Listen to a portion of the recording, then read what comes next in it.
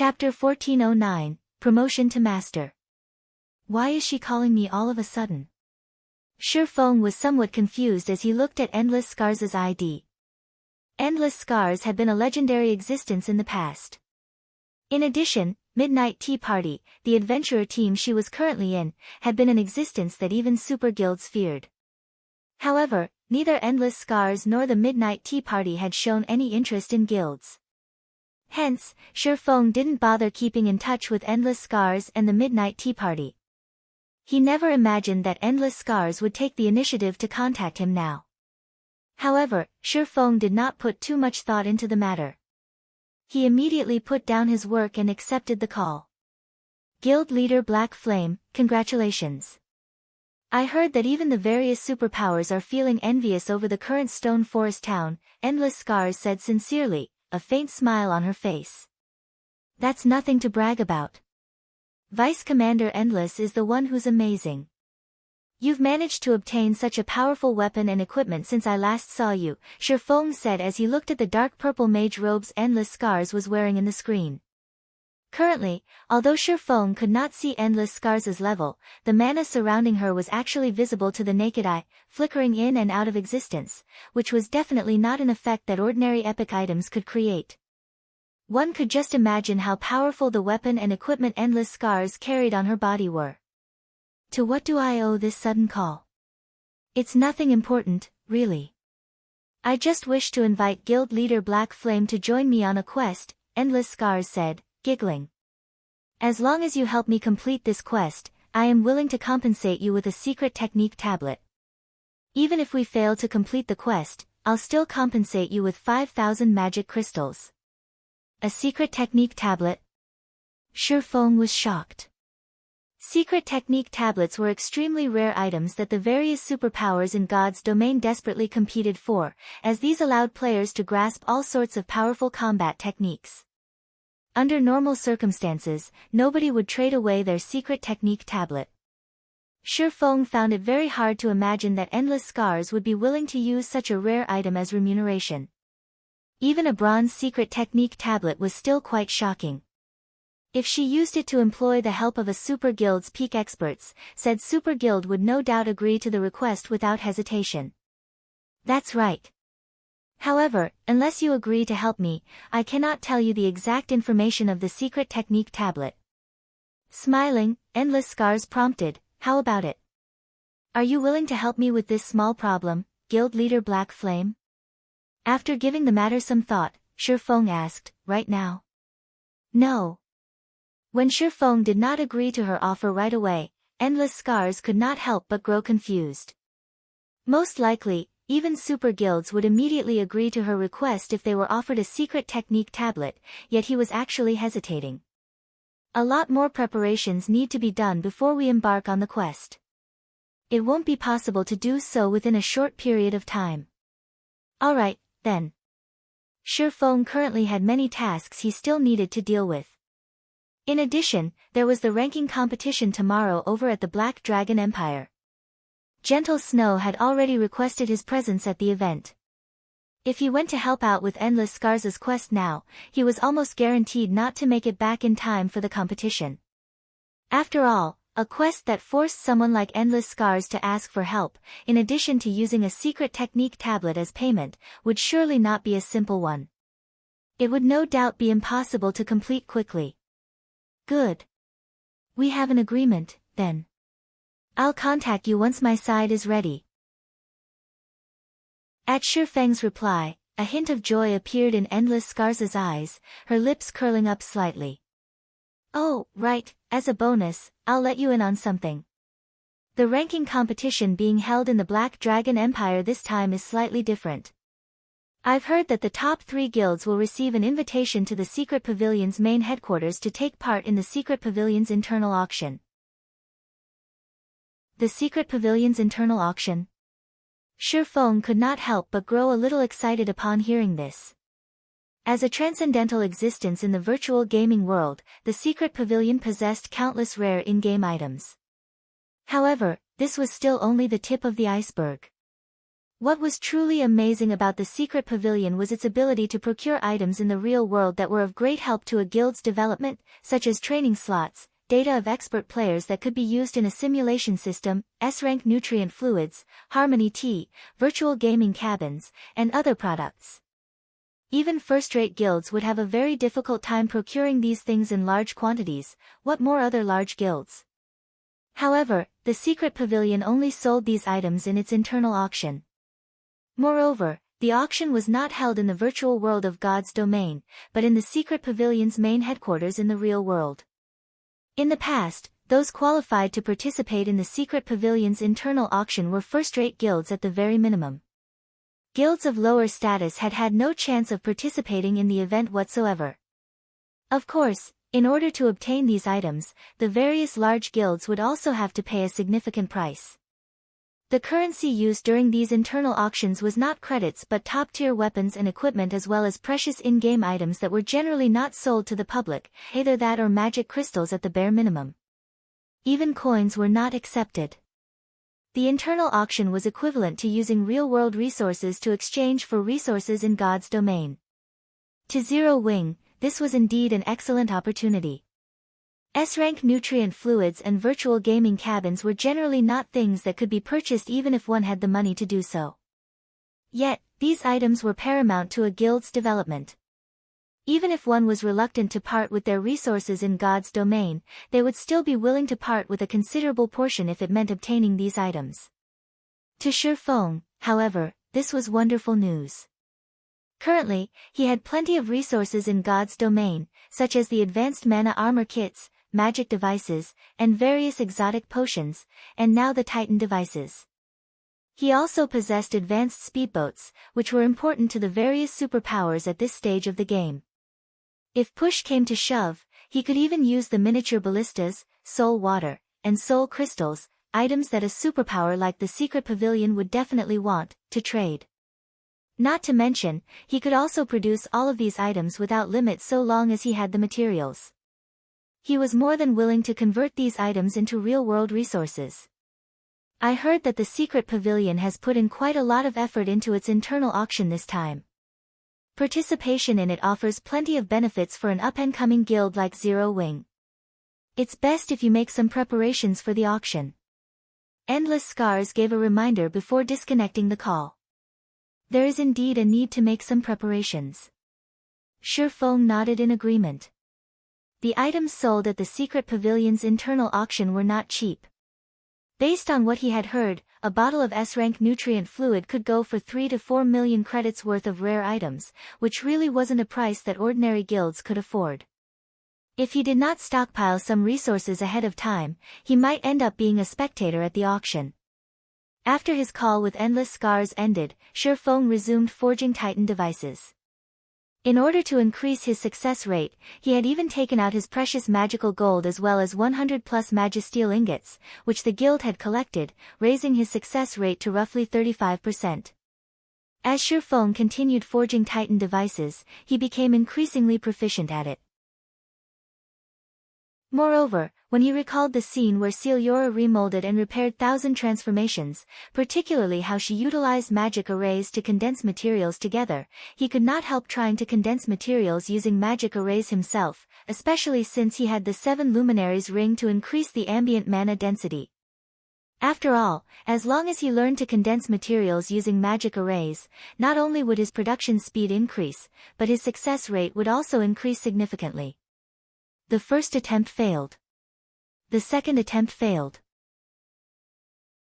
After experiencing numerous failures, Feng started recalling and experimenting with the various magic arrays he had produced before.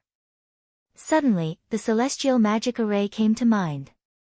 Out of curiosity, he tried using a foundational celestial magic array to condense the materials. As the materials took shape, the amount of mana gathered in the magic array became increasingly terrifying. 5 minutes later, a Titan device appeared before his eyes. However, unlike the previous Titan devices he made, the color of this Titan device was silver instead of a dull gray. Did it succeed?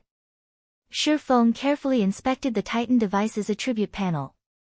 Suddenly, the sound of a system notification entered Feng's ears. System, congratulations. You have created a new advanced item. System, congratulations. You have been promoted into a Master Forger. Chapter 1410, All-Round Device. I got promoted into a Master. Feng could not help his confusion as he looked at the system notification. He had long since maxed out his forging proficiency. However, he had not created any new items since becoming an advanced forger, so he had remained stuck at the rank all this time. It never occurred to him that creating a new advanced item would directly promote him into a Master Forger. With this, he would save a lot of time. Now that Feng had truly been promoted into a Master Forger, he could retrieve the Master Forger's insignia and further improve his production success rate. He could also start learning foundational forging skills, which were reserved for Master Forgers. These foundational forging skills were of great help to Master Forgers in creating new items. For example, there was material analysis, which allowed Master Forgers to analyze material to get a better idea of what materials would complement it.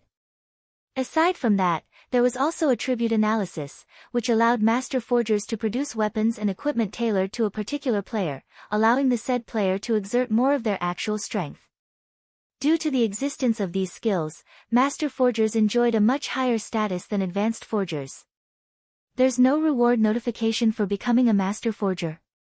Could someone else have become a Master Forger already? Feng felt slightly surprised as he took a look at the system notification once more. Reaching the Master rank was not easy for lifestyle players, especially in the top 3 most popular lifestyle classes. A lot of effort was needed to do so. Even Cream Cocoa and the others, people supplied with all sorts of precious resources, had yet to become Master Forgers. Meanwhile, he had only managed to become a Master Forger so quickly due to his luck. He never imagined that there would actually be someone who had become a Master Forger even sooner than he did. However, Feng did not dwell on the matter. There were plenty of talents in God's domain. There was nothing strange about someone becoming a Master Forger ahead of him. After his joy from becoming a Master Forger faded, Feng shifted his gaze to the silver device sitting atop his workbench. Before, due to his excitement, he had completely neglected to inspect his creation. What amazing attributes! Feng's eyes glowed as he looked at the attribute panel displayed before him. Not only did the silver device increase the user's surrounding mana density by an additional 20% when compared to the Titan device, but it also amplified basic attributes. Although it only increased the user's basic attributes by 5%, this was still a rare bonus. After all, the Titan device was originally a tool specifically meant to counter low mana density environments. Now that it also increased all of its users' basic attributes by 5%, using it was equivalent to equipping an additional advanced mana armor kit. System, please give the advanced item a name. You may also leave your personal mark on this item. Since it increases both attributes and the environmental mana, let's call it the all-round device. After giving the matter some thought, Feng wrote down the new name for his creation. With this, he could make as many copies of the forging design as he wished. However, he would allow only those who had become Master Forgers to attempt forging the all-round device. After all, the difficulty of forging his creation was slightly higher than that of the Titan device. It would be a miracle if an advanced forger could attain even a 10% success rate. After becoming a Master Forger, Feng did not immediately continue forging all-round devices. Instead, he made a trip to the Forging Association to collect his Master Forger's insignia. While he was at it, he also spent 20 gold to learn material analysis and attribute analysis. Master Forger's insignia, dark gold rank item. Increases production speed by 20% and production success rate by 3%. User restriction, Feng. Cannot be dropped. With the Master Forger's insignia, not only did he take less time to forge the all-round device, but his forging success rate also increased considerably. In addition, due to him being the creator, he also received a slight bonus to his production success rate. Now, even without the support from materials like the magical gold, he still achieved a 40% success rate. On average, he could produce 2 all-round devices out of 5 attempts. With this, the cost of the all-round device was directly halved to only 6 gold. Moreover, the EXP awarded for successfully forging an all-round device was much higher than that for the Titan device. Each success awarded EXP equivalent to a chieftain of the same level. Meanwhile, Feng took roughly 15 minutes to successfully produce one all-round device, essentially spending 15 minutes to kill a chieftain of the same level. Although the efficiency was slightly poor, he could keep producing the all-round device as long as he had sufficient materials. This would be equivalent to him continuously killing chieftains of the same level, something rarely possible out in the fields. Overall, Feng's experience bar skyrocketed. Following which, Feng forged one all-round device after another, passing more than half a day unawares. Meanwhile, he also reached 76% of level 57. As long as he continued forging the all-round device for another day, he would reach level 58. In the eyes of other players, this would definitely be an astonishingly fast leveling speed. Just as Feng was about to start forging another all-round device, Gentle Snow suddenly contacted him. Guild leader. The ranking competition is about to start soon. Why aren't you here yet? Don't tell me you've forgotten about it. Gentle Snow asked, a frown on her face. It's starting already. Feng automatically checked the time and discovered that he had actually unknowingly spent close to an entire day cooped up inside his special forging room. Alright, I'll head over immediately. His harvest today was considerably good. Due to his increasing proficiency with the forging process, he managed to forge a total of 131 all-round devices and over 100 Titan devices. Not only did he have enough for his trip to Karna Island, but he also had some leftovers he could sell or use as a guild benefit. Although the Titan device only improved the mana density around its user, if it was used appropriately, such as in the exploration of low mana environments, its value would increase several-fold.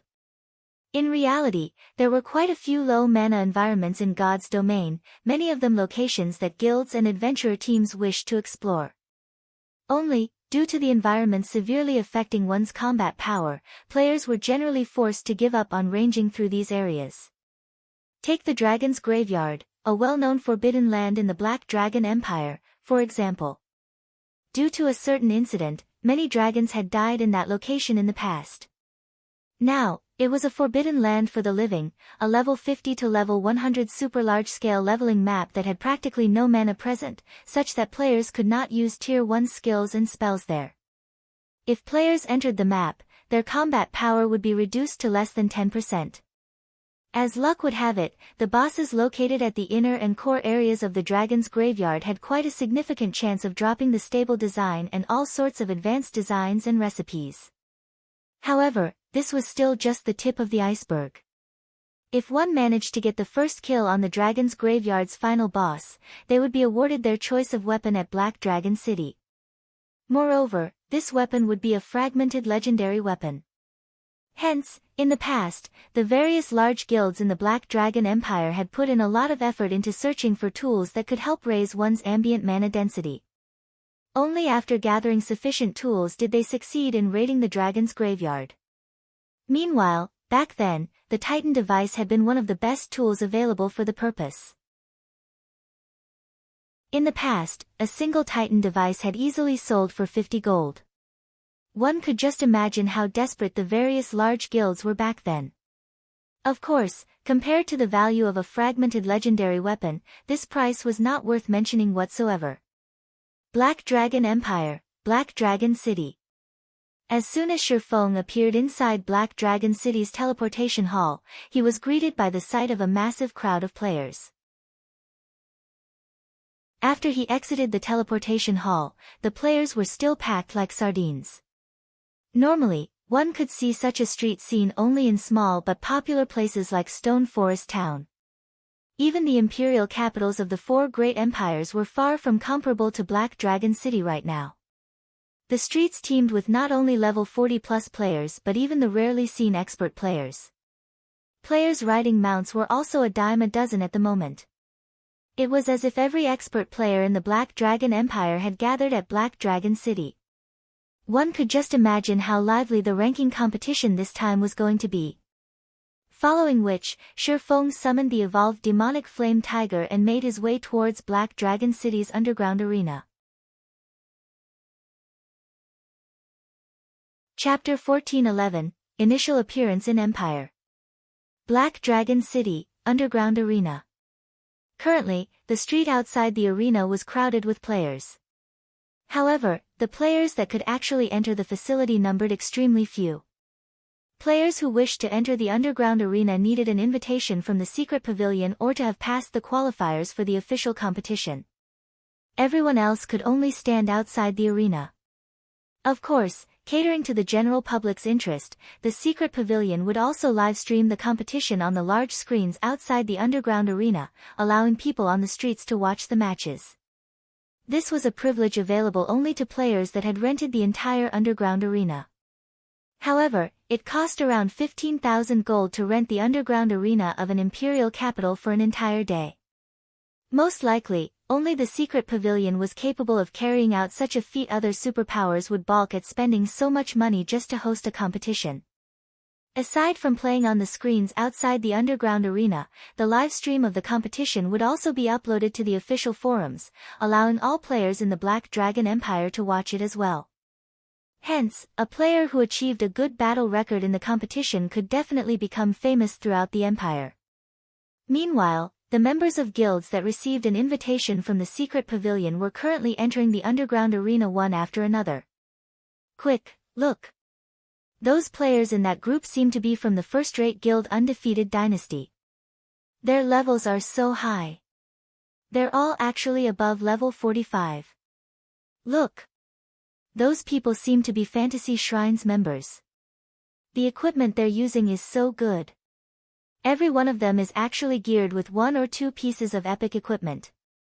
The bystanders were stunned by the 5 first-rate guilds that were entering the underground arena.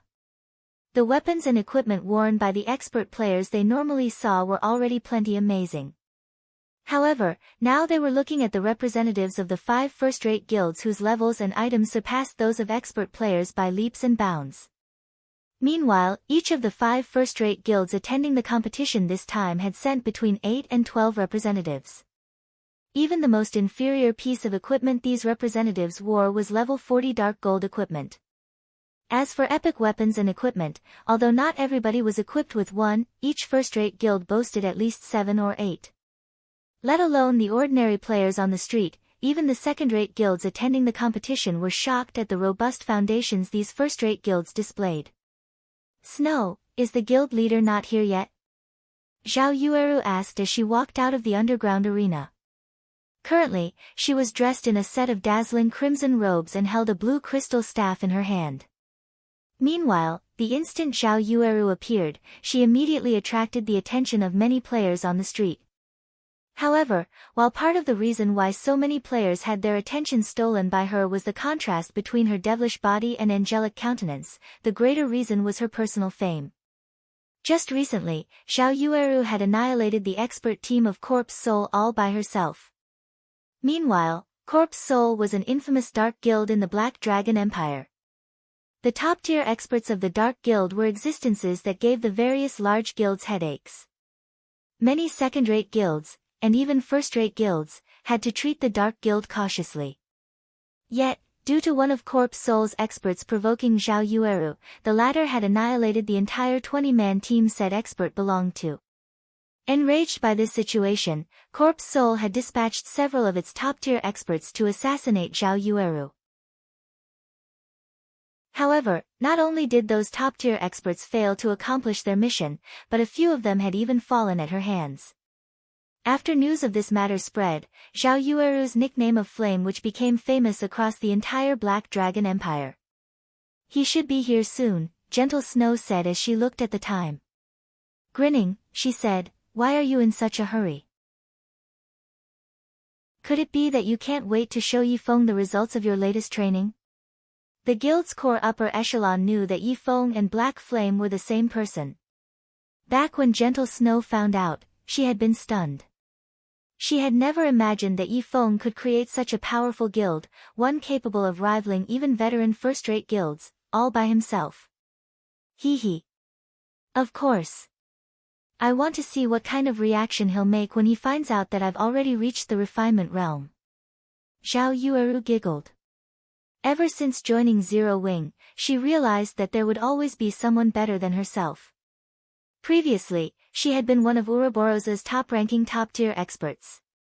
Yet, after entering Zero Wing, she had failed to rank even within the top 10 of the guild.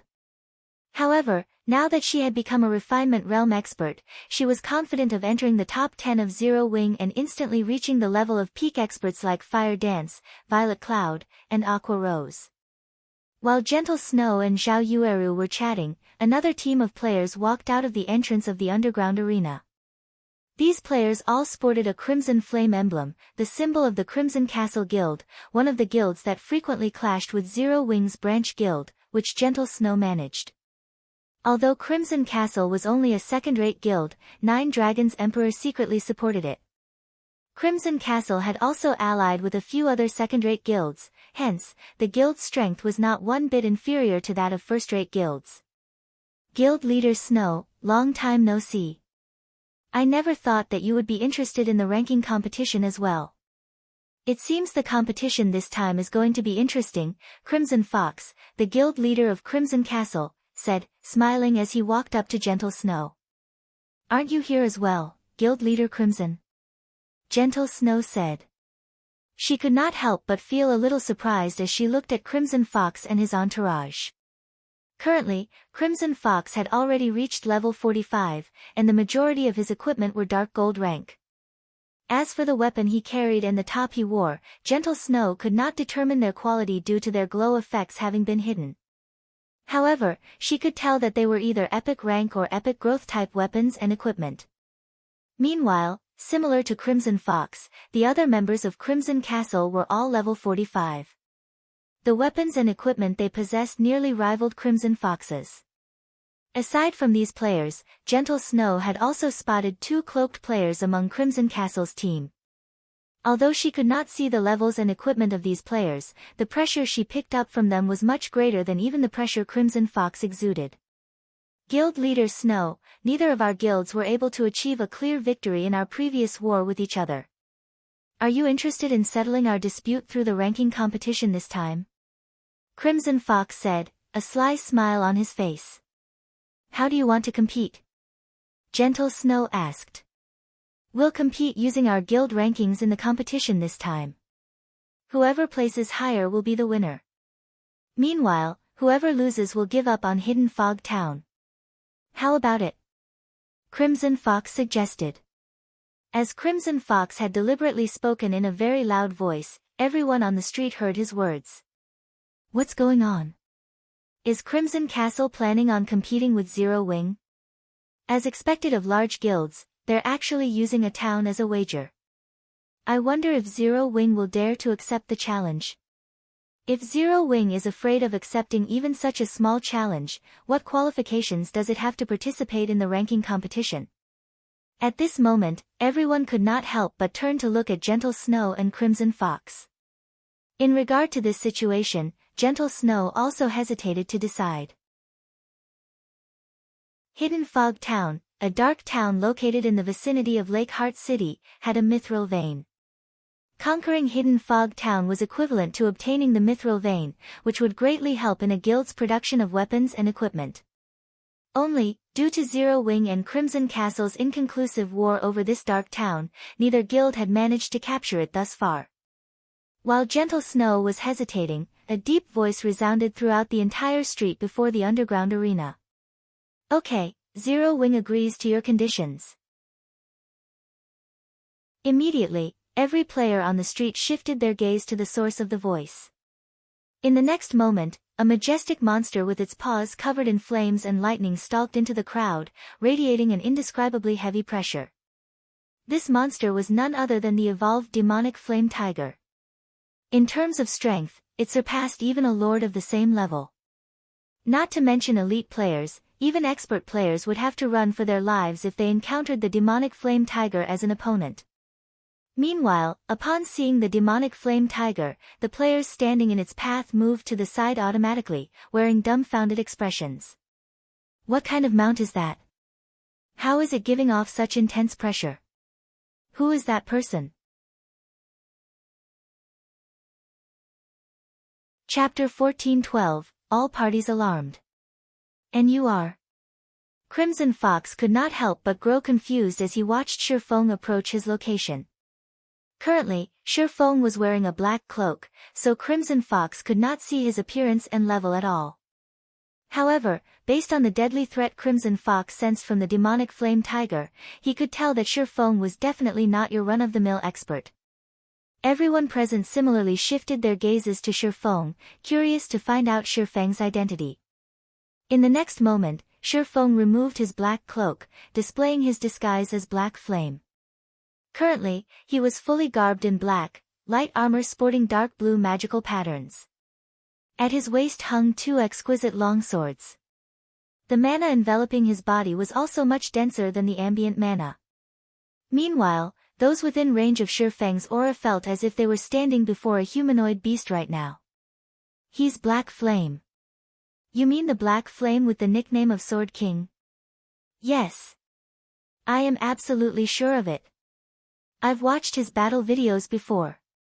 I never imagined he would actually come to spectate this competition. Crap. Just what kind of equipment is he wearing? The mana surrounding his body feels so dense. A few players familiar with Black Flame immediately recognized Feng's identity.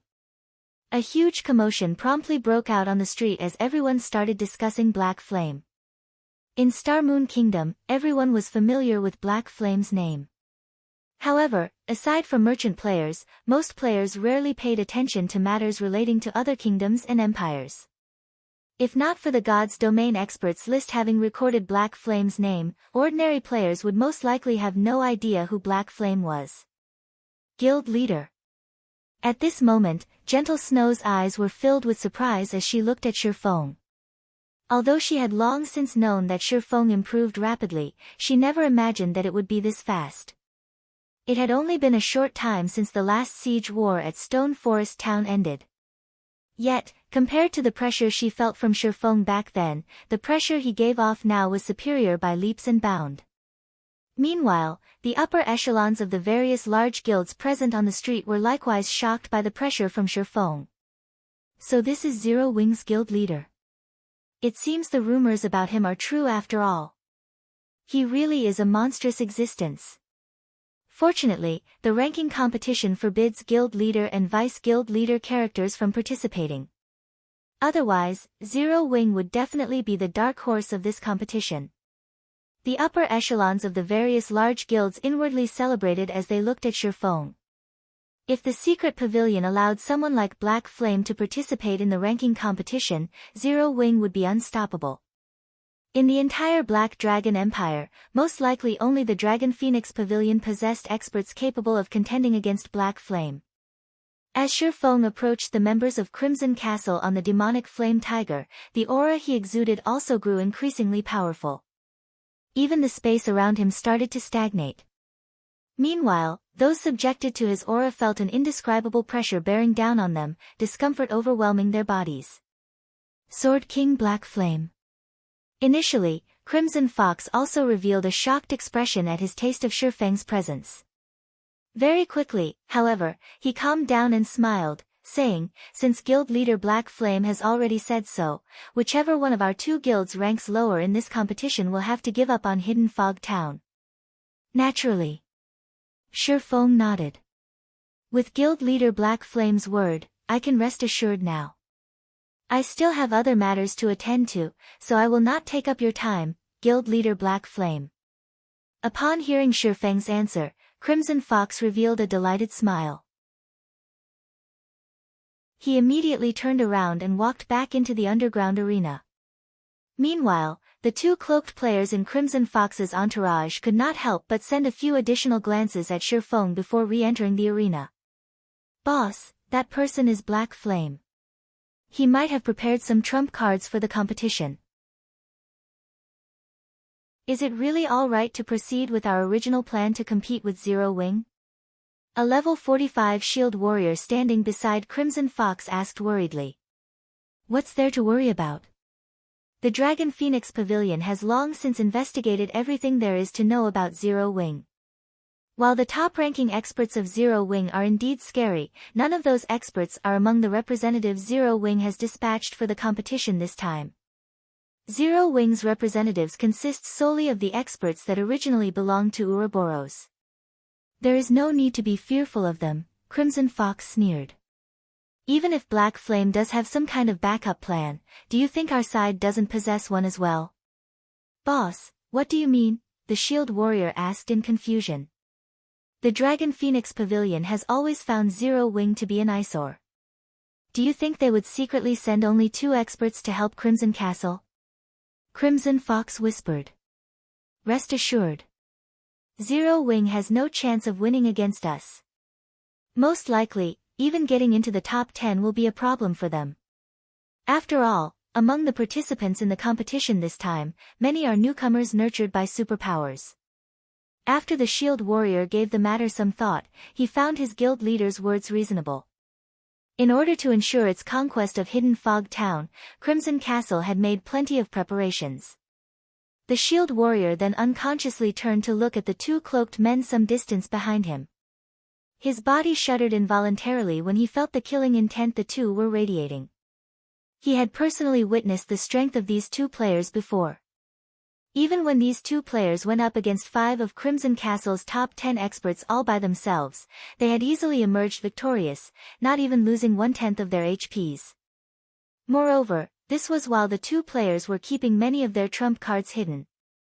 If those 2 players went all out, they could trounce all 10 of Crimson Castle's strongest experts, even if the latter teamed up. Guild leader, you shouldn't have agreed to their bet so hastily, Gentle Snow said helplessly as she looked at Feng. It is obvious that Crimson Castle has come prepared this time.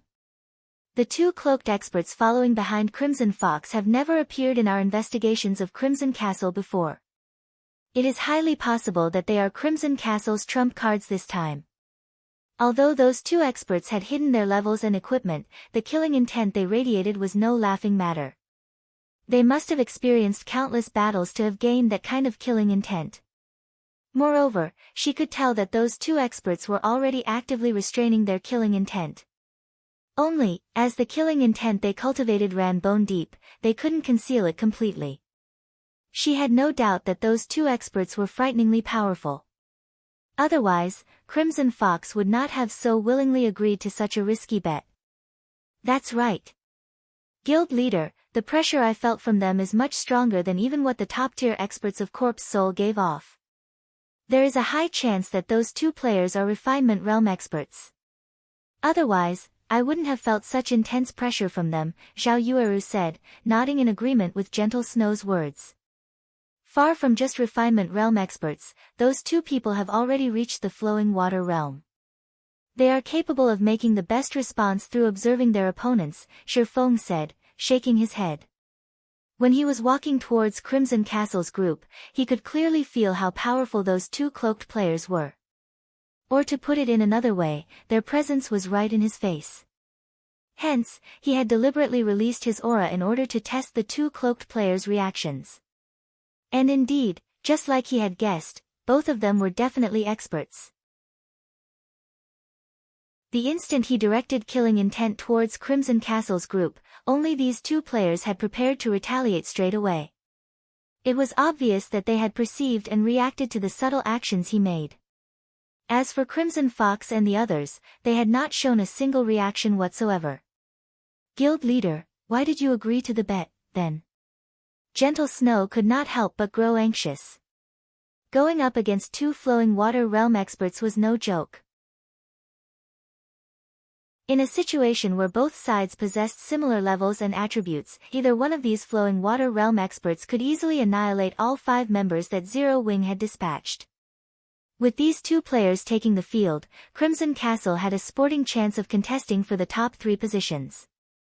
If the first-rate guilds taking part in this competition did not dispatch any powerful experts, it might even be possible for Crimson Castle to win the championship. As for the Dragon Phoenix Pavilion, a super first-rate guild like itself would not take such a ranking competition seriously. At most, it would only field some of the newcomers it nurtured to let them gain some experience. Won't it be interesting that way? Feng retorted, laughing. Not to mention, if even Crimson Castle has some trump cards, do you think Zero Wing doesn't? Chapter 1413, Feng's Trump Cards. Trump cards? Gentle Snow stared at Feng in confusion. Zero Wing had already decided the 5 members who would be participating in the ranking competition. Changing representatives at the last minute was impossible. She had also geared them with the best weapons and equipment available to her. Currently, even the most inferior piece of equipment these 5 players wore was level 45 dark gold equipment. Zhao Yueru was even equipped with the Tier 1 set equipment for Elementalists, in addition to a piece of epic growth type equipment. The weapon Zhao Yueru wielded was even an epic staff. In terms of equipment, Zhao Yueru could definitely rank near the top among those participating in this ranking competition. Hence, it would be very difficult to further upgrade the weapons and equipment of Zero Wing's representatives. As for their techniques, those were not something that could be improved within a short period. This isn't the place to talk about them. Let's go to our guild's designated room first, Feng said as he sent a glance at their surroundings. Currently, members of various large guilds were focused on them. It was obvious that these guilds were starting to grow cautious of Zero Wing in this competition. Gentle Snow nodded in agreement with Feng's words. Feng was currently too eye-catching. He also didn't have his aura concealed. Although it was impossible to make out his level and the quality of his weapons and equipment, judging by the increased mana density around Feng, an expert could readily tell that Feng was incredibly powerful. After Feng and the others entered the underground arena, the members of the various large guilds stationed outside the arena to keep an eye out for noteworthy opponents immediately reported back to their superiors. Meanwhile, over a dozen people were currently seated inside one of the underground arena's luxurious VIP rooms. Even the lowest leveled player among these people was level 45, while the highest even reached level 46. The dark gold equipment they wore were also of a style. These were obviously set equipment.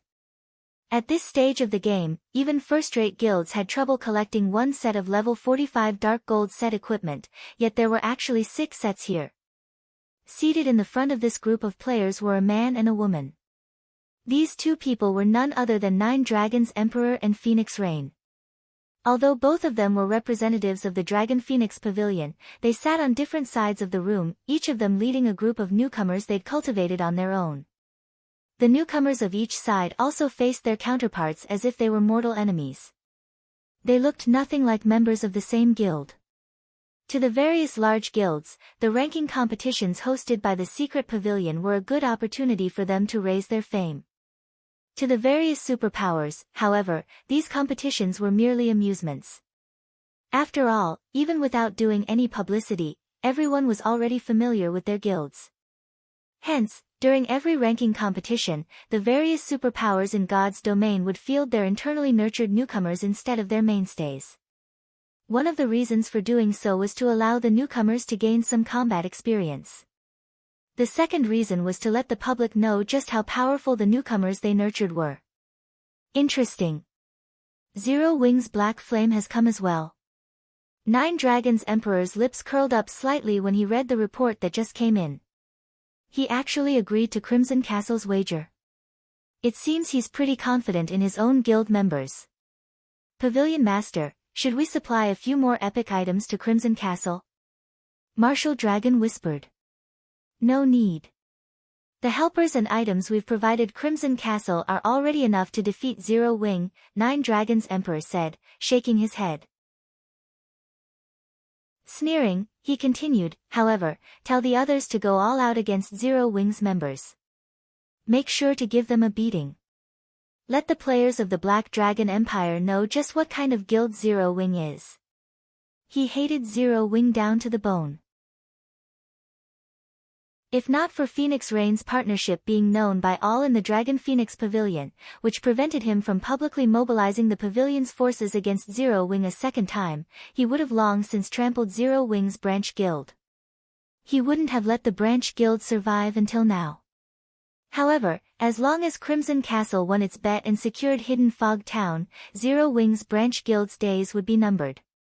Hidden Fog Town did not only possess a small mithril vein but was also located in Sky Fog Valley, a resource-rich map as well as the most important level 50 to level 70 map in the Lakeheart City region. As long as Crimson Castle obtained Hidden Fog Town, it would have absolute control over Sky Fog Valley. Moreover, the several second-rate guilds Crimson Castle was allied with could easily gather at the guild town. Then, as long as Zero Wings members dared to set foot into Sky Fog Valley, they would not get out alive. Furthermore, without the resources of Sky Fog Valley, Zero Wings' development at Lakeheart City would definitely slow down. Sooner or later, Crimson Castle would surpass Zero Wing and chase it out of Lakeheart City. Meanwhile, even if the upper echelon of the Dragon Phoenix Pavilion were to find out about this matter, they would not say anything about it. After all, Nine Dragons Emperor did not personally take action. Understood. Marshal Dragon nodded. He then proceeded to make the necessary arrangements. Inside one of the rooms that the secret pavilion prepared for the various invited guilds. Guild leader, the competition is about to start soon. Just what do you want to show us? Zhao Yueru asked curiously. At this point, it was already impossible for them to further increase their combat power, unless they took the equipment of Aqua Rose and the guild's other peak experts. However, that was obviously out of the question. Aside from that, Zhao Yueru could not think of anything else that could possibly increase their strength within such a short time. First, eat these, Feng said as he took out one moonlight fruit after another from his bag. The moonlight fruit was a treasure he had harvested from the Dark Canyon. When consumed, it would permanently improve the user's physique by 2%. A player could consume a maximum of 5 moonlight fruits, permanently improving their physique by 10%. He had only obtained a little over 100 moonlight fruits from the Dark Canyon. After distributing some to Aqua Rose and the others who had reached level 50, he had only 83 left. Guild leader. How did you manage to get your hands on these things? Shock filled Gentle Snow's eyes when she read the Moonlight Fruit's introductory text. She had never even heard about a fruit capable of permanently increasing a player's physique, much less seen one. Such a fruit could easily sell for thousands of gold. Nevertheless, Feng took out 30 Moonlight Fruits, including a portion for her. I got them from the secret land my promotion quest transported me to. Make sure not to tell anyone about them. Feng did not hide the origin of the moonlight fruit, as everyone present was a trusted aide of Gentle Snow. Moreover, he was also familiar with their personalities. In the past, these top-tier experts of Ouroboros were all very famous in Star Moon Kingdom. Besides Zhao Yueru, the others participating in the ranking competition this time were Fierce Snake, Wind Mill, Wild Bone, and Negative Life. Fierce Snake was a level 45 Berserker while Wind Mill was a level 45 Summoner, both of them former members of Ouroboros' 12 Apostles. As for Wild Bone, he was a level 45 Shield Warrior and was previously Ouroboros' third-ranking Shield Warrior.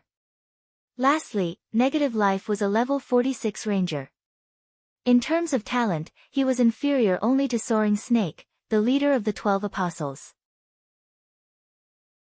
Only, as he had entered the virtual gaming world a lot later than Soaring Snake, his combat standards had been inferior to Soaring Snake's.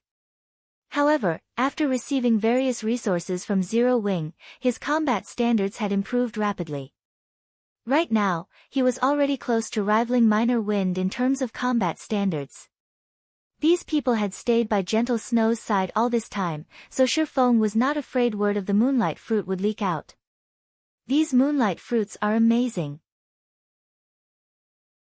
I can already feel my combat power increasing by at least 10%, Zhao Yueru exclaimed in surprise after consuming 5 Moonlight Fruits and carefully sensing the changes to her body. As for everyone else, due to their deficient standards, their combat power had only increased by 5% or so. Alright, don't get too excited yet. Just a 10% increase to your physique won't be enough to make up for the gap in techniques. Next up, wear these, Feng said as he began taking out epic items from his bag one after another, placing a total of 6 on the table. A portion of these epic items was loot from Heaven's Burial, while the rest came from boss drops and quests. Guild leader, did you rob a kingdom's treasury? Zhao Yueru's eyes widened when she saw the epic items on the table. The others were likewise stupefied by this scene. While they all knew that Zero Wings foundations were extraordinary, they had never thought that the guild could still bring out so many epic items for them to use. Right, Yueru, how much intelligence and strength do you currently have? Feng asked. My intelligence is at 1,370. As for my strength, it's at 400, Zhao Yueru stated proudly. These attributes were considerably high for an elementalist of her level. That should be barely enough, Feng muttered after some mental calculations. He then started taking out attribute gemstones and a skill book for a tier 1 passive skill that increased the user's strength attribute. First, equip these tier 3 gemstones. After you're done, wear the magic devouring charm and Eye of Arnos. Zhao Yueru was rendered speechless when she heard Feng's comment that her attributes were barely enough. However, she still obediently equipped the attribute gemstones and the 2 pieces of epic equipment and learned the tier 1 skill. How are your intelligence and strength now? Feng asked. My intelligence is at 1,590, and my strength is at 614, Zhao Yueru replied, feeling greatly elated. Good. Then temporarily set aside that staff of yours and use this one for the competition, Feng said as he handed Frostflame's Wrath to Zhao Yueru. Chapter 14:14, Competition starts. This is. As Zhao Yueru gazed at the staff with a red and white glow, its beauty captivated her.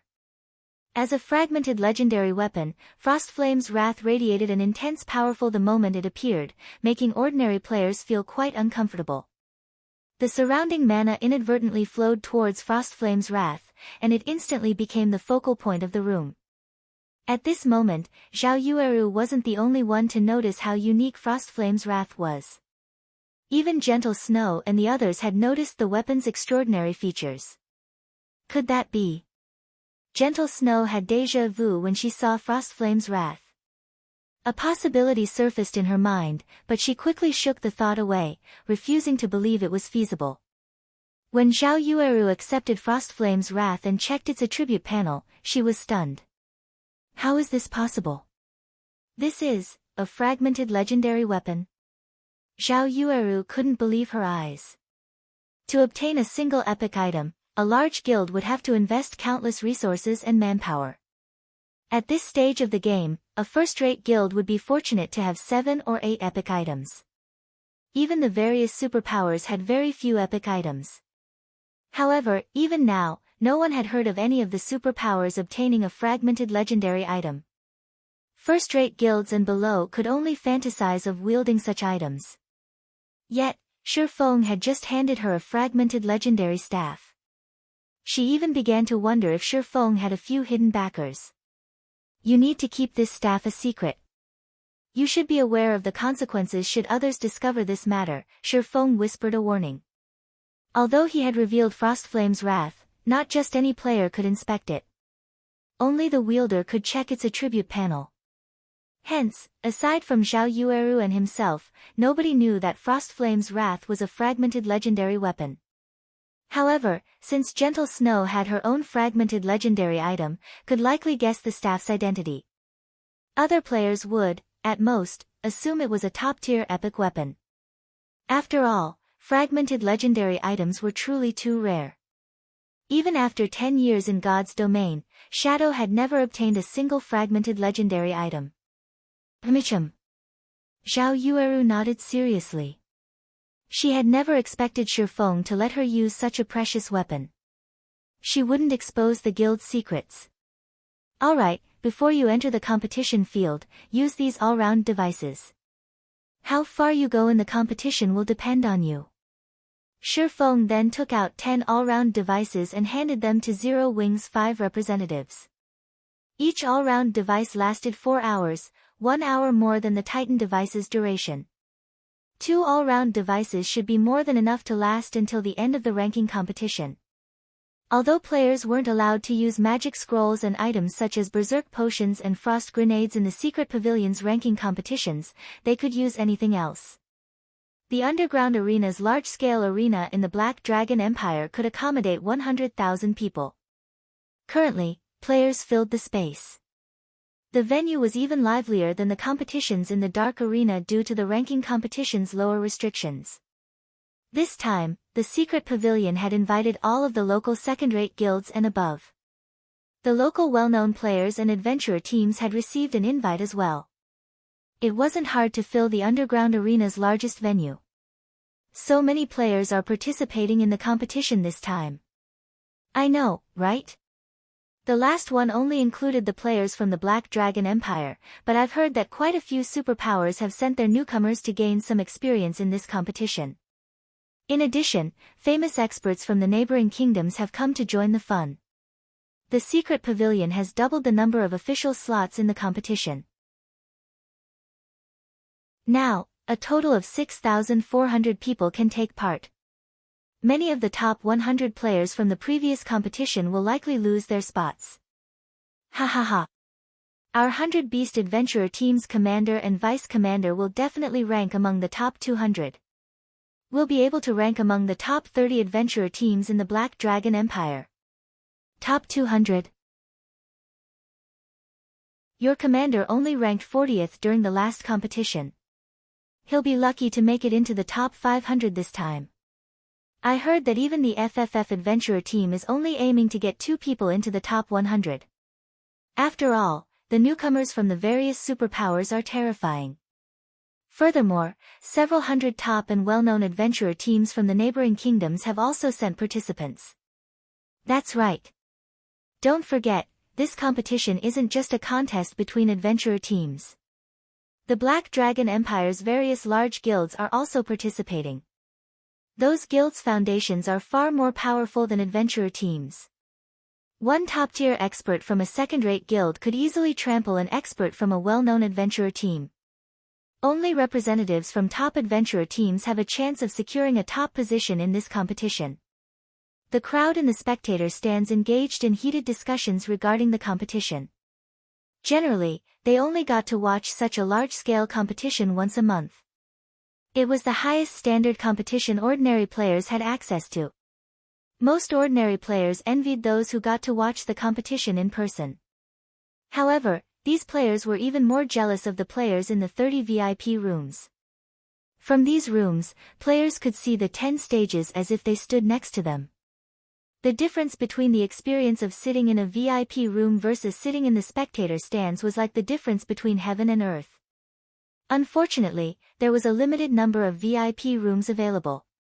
After prioritizing the superpowers, the secret pavilion handed these rooms to the first and second-rate guilds before dividing the rest among the top 5 adventurer teams in the Black Dragon Empire. Everyone else could only look upon these rooms in envy. While players chatted, Yuan Tiexin, the host of this ranking competition, appeared on the main stage. Immediately, cheers erupted throughout the venue.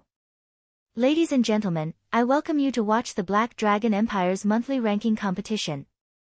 As there are a lot more participants this time, we've modified the competition slots and rules slightly. First, there are 6,400 official participants this month.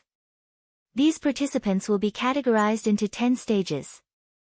Each participant will fight in 30 matches. The system will randomly determine these matches' competitors. Each victory will grant 1 point. In the end, the top 100 participants of each stage will move on to the competition's main phase. During the main phase, guilds and adventurer teams that rank within the top 3 of their respective categories in terms of average strength will receive an invitation to the secret pavilion's internal auction. I won't continue to waste everyone's time, so let the competition begin. The moment Yuan Tiexin announced the start of the competition, the audience cheered once more. At the same time, the various participants felt a heavy pressure weigh them down. They hadn't realized that the first phase alone would eliminate 5,400 players. Every one of the 6,400 participants was an expert, yet so many people would be eliminated so quickly.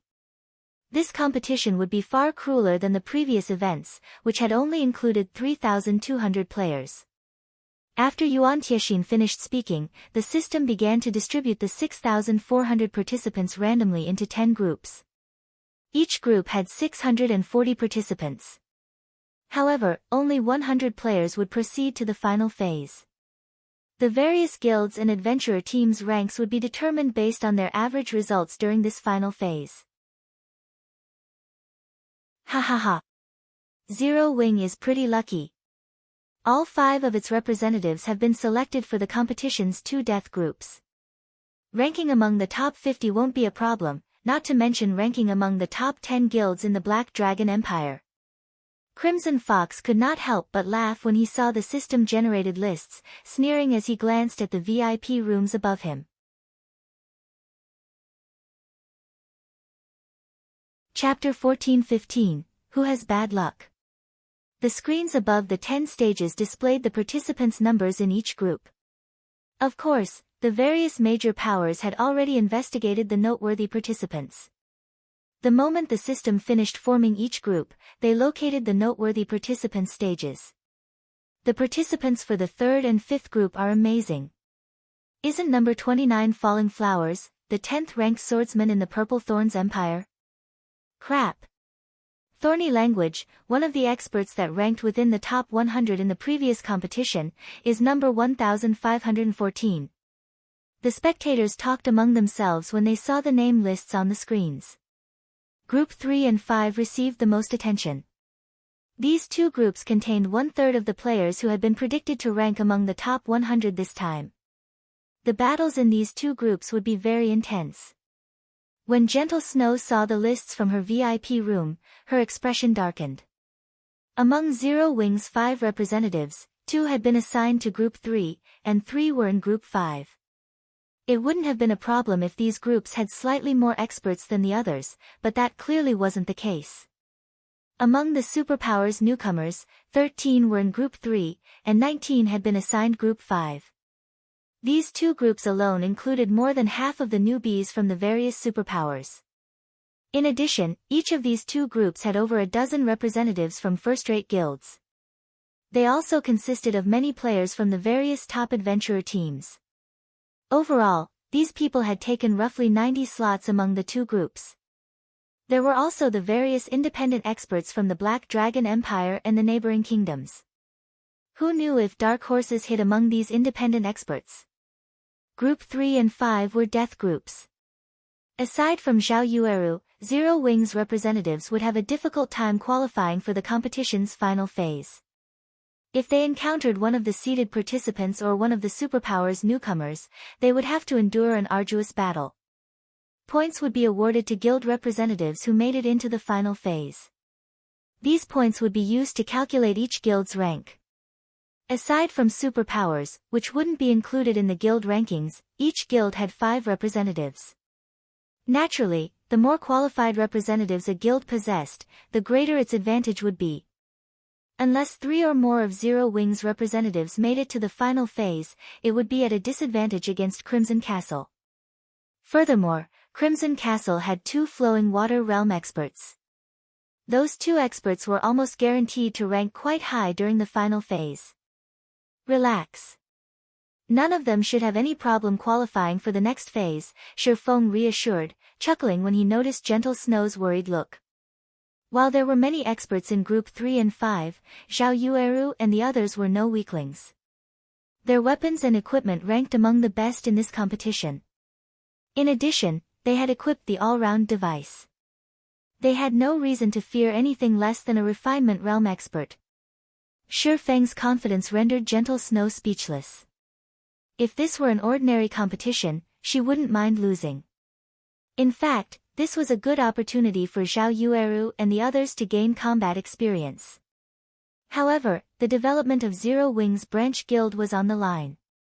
If they succeeded, it would further the branch guild's progress in the Black Dragon Empire, enabling it to contend with the 5 first-rate guilds in the empire. If they failed, however, the consequences would force her into an awkward position.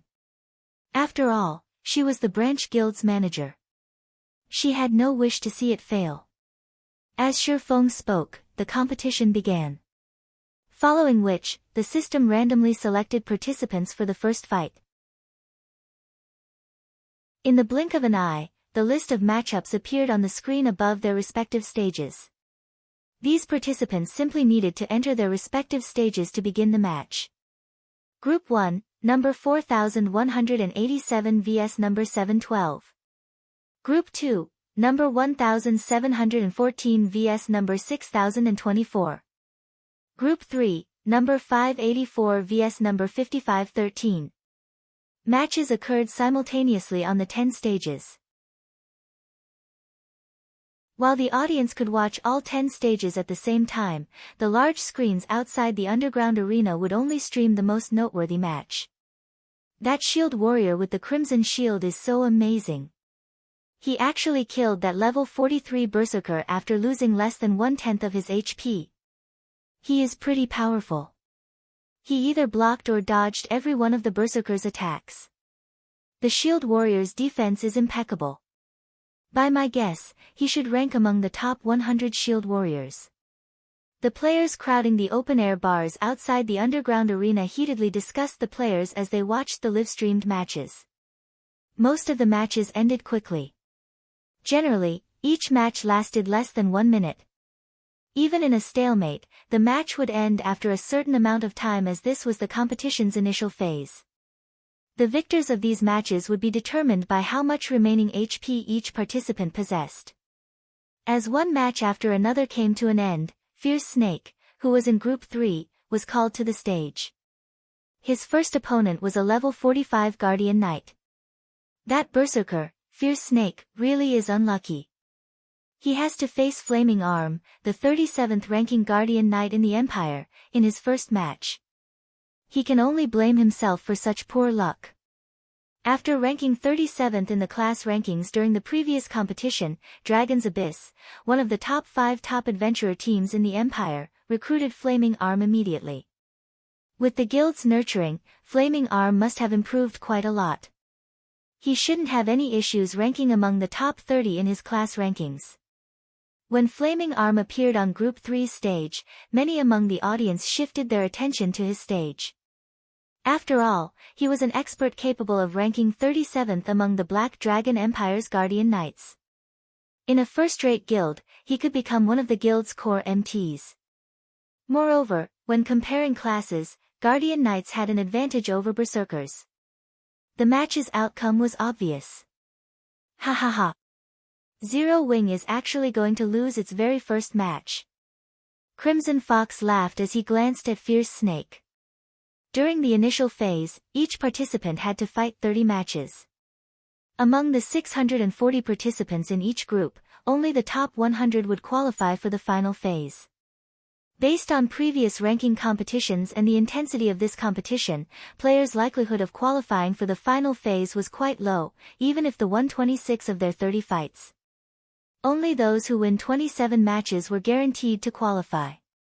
If Fierce Snake lost his very first match, he would have to win 27 of his 29 remaining matches. Such a feat would be ridiculously difficult. Crimson Fox was also quite familiar with Fierce Snake's strength since he was one of the top-tier experts in Zero Wing's branch guild. Crimson Castle had investigated the berserker thoroughly. Based on the reports, Fierce Snake would only rank among the top 70 berserkers in the Empire. Normally, he wouldn't have any trouble qualifying for the final phase. Unfortunately, too many experts were participating in the competition this time. Fierce Snake had also been assigned to one of the 2 death groups. Now, he had to face Flaming Arm in his very first match. As a result, his chances of qualifying for the final phase had dropped. On Group 3's stage, Fierce Snake and Flaming Arm stared each other down. You must have crap luck to encounter me in your first match. Well? Are you going to leave the stage willingly? Or do you want me to throw you out? Flaming Arm snickered at the stern-looking Fierce Snake. Any ordinary expert would normally forfeit a match against him to save their strength for the following matches. If they fought him and revealed their trump cards, only to suffer defeat in the end, they'd pay for it in the following matches. Our luck hasn't yet been determined, Fierce Snake said, chuckling. You overestimate yourself. Flaming Arm's gaze sharpened when he heard the bell signal the start of the match. Without hesitation, He activated his berserk skill, growing significantly larger. Raising his shield, he charged at Fierce Snake.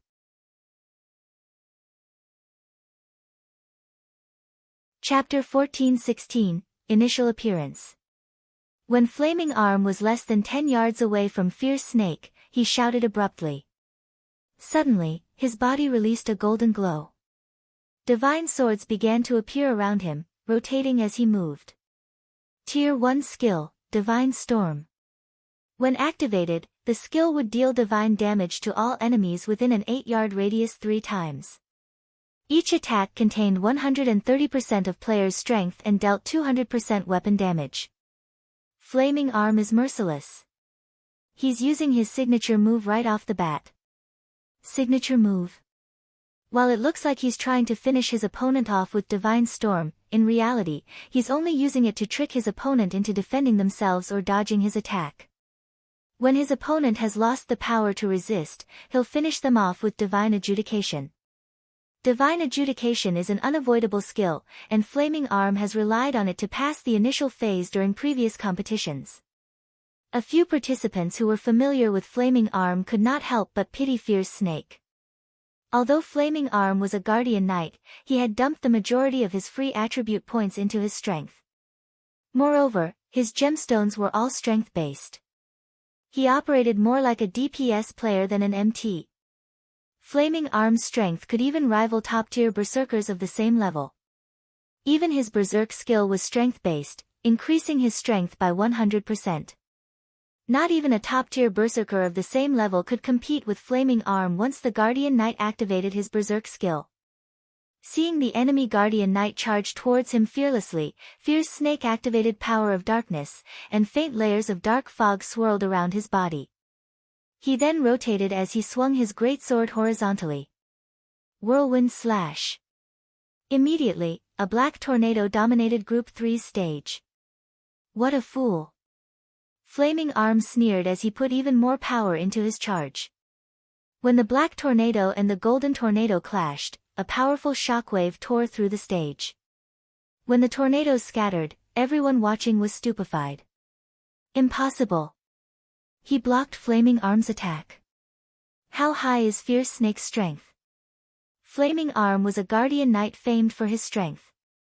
Very few players had ever blocked his signature move, but if an opponent could block the first assault and retain their stance, Flaming Arm would lose his opportunity to follow up with Divine Adjudication. Flaming Arm's expression hardened as he glared at his opponent. During the previous collision, Fierce Snake had only been forced to retreat by 1 step. On the other hand, he had taken 3 steps back. He had also lost over 500 HP.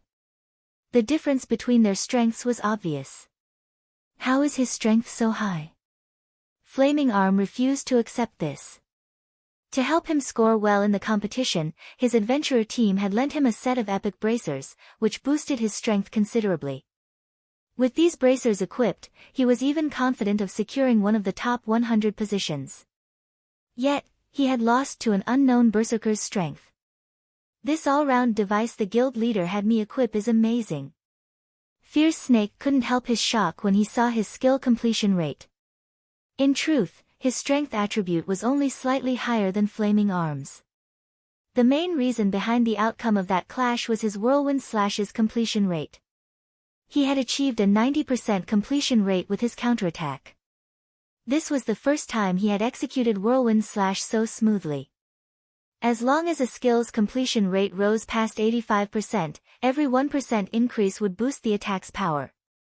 Upon reaching 90%, the skill would undergo a qualitative transformation. It was only natural that Flaming Arm had difficulty blocking his attack.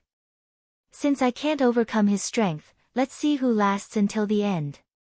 Flaming Arm calmed very quickly. Immediately, he activated Protection Blessing. Then, while disregarding his defense, he attacked Fierce Snake ruthlessly, intent on exchanging blow for blow. Protection Blessing halved the damage he received. Even if there was a difference in strength, he had the advantage in an exchange of blows since berserkers didn't have any skills that reduced incoming damage. As everyone assumed that Fierce Snake would dodge Flaming Arm's attacks, the man rushed forward to meet the Guardian Knight in battle rather than retreating. Is his brain broken? He clearly has the advantage in this fight. He could easily win if he just waited out Flaming Arm's protection blessing, yet he's charging towards his death. Fierce Snake's behavior confused the spectators. Fierce Snake and Flaming Arm engaged in a vicious battle, attacking and defending. However, a Guardian Knight had a much easier time defending against attacks than a Berserker. With a slight adjustment of his shield, Flaming Arm could easily guard a large portion of his body. In contrast, Fierce Snake could only protect a limited space even with large swings of his greatsword. The difference between their damages was also clear. Even when Fierce Snake's greatsword struck his opponent, his normal attacks only dealt around -3,000 damage. On the other hand, Flaming Arm's normal attacks dealt over -6,000 damage. Meanwhile, Flaming Arm had over 80,000 HP, while Fierce Snake only had around 70,000 HP. When Fierce Snake's HP fell to 50%, Flaming Arm still had over 2/3 of his HP left. However, the more Flaming Arm fought Fierce Snake, the more afraid he became. As the battle dragged on, he could sense his opponent's combat standards improving. Moreover, the more Fierce Snake fought, the more natural the Berserker's actions became. As a result, it became increasingly difficult to land an attack. On the other hand, Fierce Snake had an easier time hitting him. After another 5 seconds, Fierce Snake had only 1/3 of his HP remaining. However, Flaming Arm had the same. What? Flaming Arm is losing? No one could believe their eyes as they watched Flaming Arm's HP fall below Fierce Snake's, the gap between them growing wider as the seconds ticked by. How is his combat standard so high? Has he been toying with me all this time? When Flaming Arm saw his HP drop to a critical level, he knew that he had lost his chance of winning. Not only was the difference between their combat standards so great, but his protection blessing's duration was running out. What Flaming Arm didn't know was that due to the sudden increase of mana density around Fierce Snake, he couldn't fight at his peak, but as the match progressed, Fierce Snake adapted to the increase brought about by the all-round device. Honestly, Fierce Snake could have ended the battle already. However, fighting a top-tier expert like Flaming Arm was inspiring. Hence, he hadn't bothered to use any of his skills, toying with the enemy Guardian Knight. When Fierce Snake eventually eliminated the final strand of Flaming Arm's HP, gasps of amazement echoed from the crowd. Zero Wing's Fierce Snake is so amazing. I never thought that, aside from the several well-known peak experts, Zero Wing had someone like this. I've underestimated Zero Wing. It seems we'll have to be more careful of this Berserker later on. His melee combat abilities are too strong. After the match, the various major powers representatives were a little afraid of this Berserker, Fierce Snake. After all, Fierce Snake had relied on normal attacks to defeat the Black Dragon Empire's 37th ranking Guardian Knight. If he had used his skills, he would have wiped the floor with Flaming Arm. After Fierce Snake's match, Windmill, Wild Bone, and Negative Life completed their matches. Without suspense, they won their respective battles. Moreover, they also won their matches without any skills. No one had seen the true depth of their prowess. As the ranking competition grew more intense, Zhao Yueru's turn eventually came. Group 5, number 918 vs number 29. What? The Flame Witch is going up against Falling Flowers. Both are experts capable of qualifying for the final phase. To think the system would pit them against each other. This is going to be interesting. Falling Flowers is one of the top 10 swordsman experts in the Purple Thorns Kingdom. I've heard that some time ago, she even defeated Whistling Sword, the 394th ranked player on the God's Domain experts list. On the other hand, even the Dark Guild, Corpse Soul, is helpless against the Flame Witch. This will be an intense fight. Everyone grew excited as they watched the two women approach Group 5 stage. As soon as the match began, both sides activated their berserk skills. Upon doing so, Zhao Yueru executed triple casting. Although she had only cast 2 Tier 1 spells and a Tier 0 spell, both her spellcasting speed and her spell's power shocked the audience. Fireballs, flame spears, and flaming chains shot towards falling flowers in rapid succession. Despite being a refinement realm expert, falling flowers couldn't keep up with the attacks.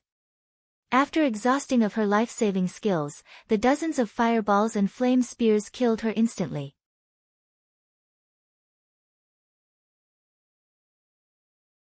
Chapter 14-17, Shocking the Empire.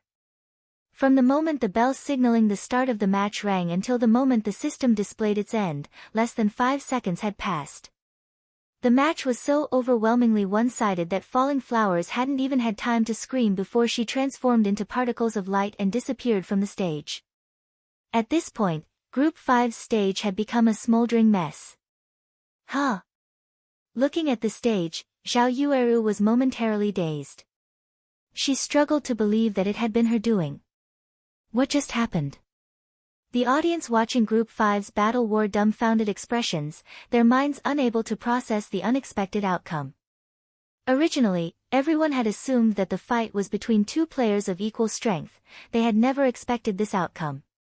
Triple casting. Just who is she? Blue Phoenix stared at Zhao Yueru in shock. Current peak magical class experts were just barely learning to triple cast, and Zhao Yueru could already triple speed cast. Even Blue Phoenix had yet to grasp that level of the technique. Even after entering the legacy space of Zero Wing's secret spellcasting technique, she had only grasped double speed casting. Moreover, based on the power of Zhao Yueru's spells, it was obvious that her skill completion rates were very high. How many secrets is Zero Wing hiding? Phoenix Rain couldn't help but glance at Zero Wing's room from her seat next to Blue Phoenix. Zero Wing had previously revealed that it had powerful magical class experts such as Violet Cloud, Aqua Rose, and Alluring Summer. Now, the guild had revealed Zhao Yueru. Due to Zhao Yueru's astonishing performance, the audience began to pay more attention to Zero Wing. How strong is Zero Wing? It even has such a powerful Elementalist expert. I had thought that Zero Wing's only capable expert was the Sword King, Black Flame. Now, it turns out that the guild has such a magical class expert. After this match, the Black Dragon Empire's players began to look into the guild known as Zero Wing. The moment they did, however, they flabbergasted. They had never thought that Zero Wing would be Star Moon Kingdom's #1 guild. This ranking competition is going to be interesting. So, Zero Wing is pretty strong. We'll likely see a change to the Black Dragon Empire's top 10 guild list. Zero Wing should have no problems ranking among the top 10. However, getting into the top 5 will probably be a challenge. After all, the 5 first-rate guilds in our empire have many powerful experts. Why would it be easy to surpass them? While everyone discussed Zero Wing, the various large guilds turned their attention towards the guild as well. They began to search for a method to deal with Zhao Yueru. Although Zhao Yueru's ability to triple speedcast was powerful, she wasn't undefeatable. Following which, the spectators' astonishment grew as they watched one match after another, Zero Wing's 5 representatives improving their battle records. 15 consecutive victories. 20 consecutive victories. 30 consecutive victories. It seemed as if no one could stop Zero Wing's representatives. Not even top adventurer reams and first-rate guilds' top-tier experts were a match for them. In the end, all 5 qualified for the final phase. Zhao Yueru, in particular, had displayed overwhelming power from start to finish. On the other hand, some of the representatives from first-rate guilds and top adventurer teams, who had been expected to make it to the final phase, were disqualified. Zero Wing is too awesome. All 5 of its representatives made it. Even the 5 first-rate guilds couldn't accomplish the feat. I've heard that the Zero Wing guild developing in the Black Dragon Empire is only a branch guild. If even the branch guild is this powerful, how much stronger is the main branch? I think I heard that Zero Wing's branch guild in Lake Heart City has been recruiting members. Once the competition is over, I must go and apply to join the guild.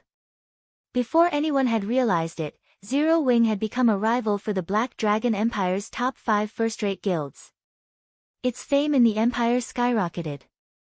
Guild leader, are you sure about giving them so many all-round devices? The outcome of the competition had shocked Gentle Snow. She was very familiar with the standards of Zero Wing's 5 representatives.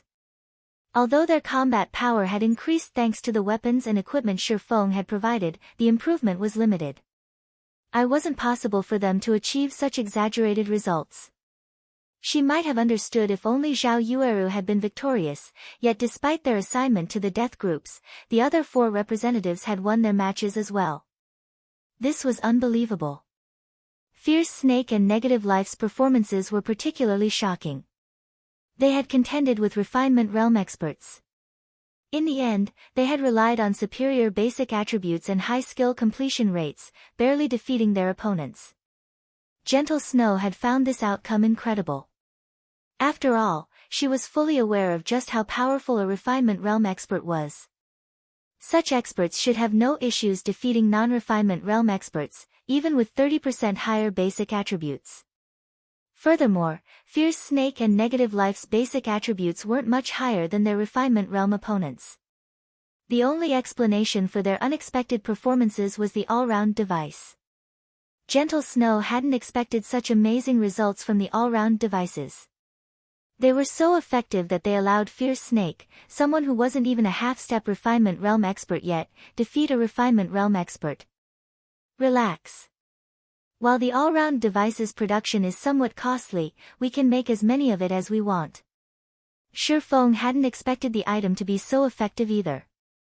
After fighting so many matches, Fierce Snake and the others had obviously improved. If they could continue fighting different Refinement Realm experts, it wouldn't be long before then entered the Refinement Realm as well, becoming cornerstones for Zero Wing. As many as we want. Gentle Snow was at a loss for words as she stared at Feng's calm expression. She felt as if this was the first time she had met the man. If it were possible to mass-produce the all-round device, then with Zero Wing's current foundations, they could nurture a batch of Refinement Realm experts in a short time. She would never have dared to dream of such a thing in the past. After the competition's initial phase ended, the true ranking competition that everyone had looked forward to began. Unlike the initial qualifiers, participants that lost a match during the final phase would be eliminated, while those that won would proceed to the next round. Meanwhile, to prevent the various large guilds and adventurer teams' representatives face off against their own, the system would try to assign them to different matches as often as possible.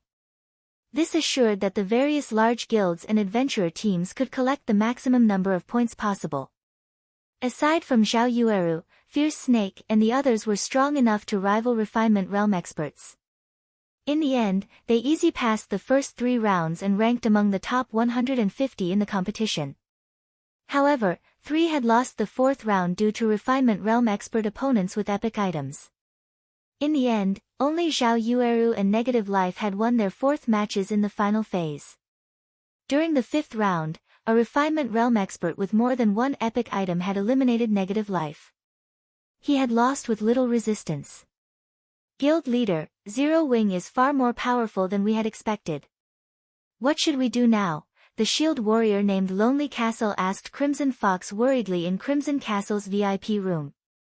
Although the 2 experts Nine Dragons Emperor had sent had made it to the 5th round, the other 3 representatives had been eliminated in the 2nd match. What's there to worry about? Didn't you see Zhao Yueru's next opponent? Crimson Fox asked unhurriedly as he pointed to the virtual screen above the center stage. What? Lonely Castle was stupefied when he saw the names on the screen. He was instantly elated. Zhao Yueru's opponent for the 5th round was Yi Luofei, the FFF Adventurer Team's vice commander. She had the nickname Frost Empress and was one of the Black Dragon Empire's 4 great elementalists. The Dragon Phoenix Pavilion had even offered her the position of vice commander over its main force to recruit her.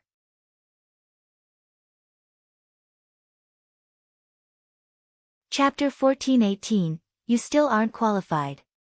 As the current match on the main stage was about to end, Everyone shifted their gaze to the screen hovering above the stage, excitement and joy sparkling in their eyes. The next match is going to be awesome.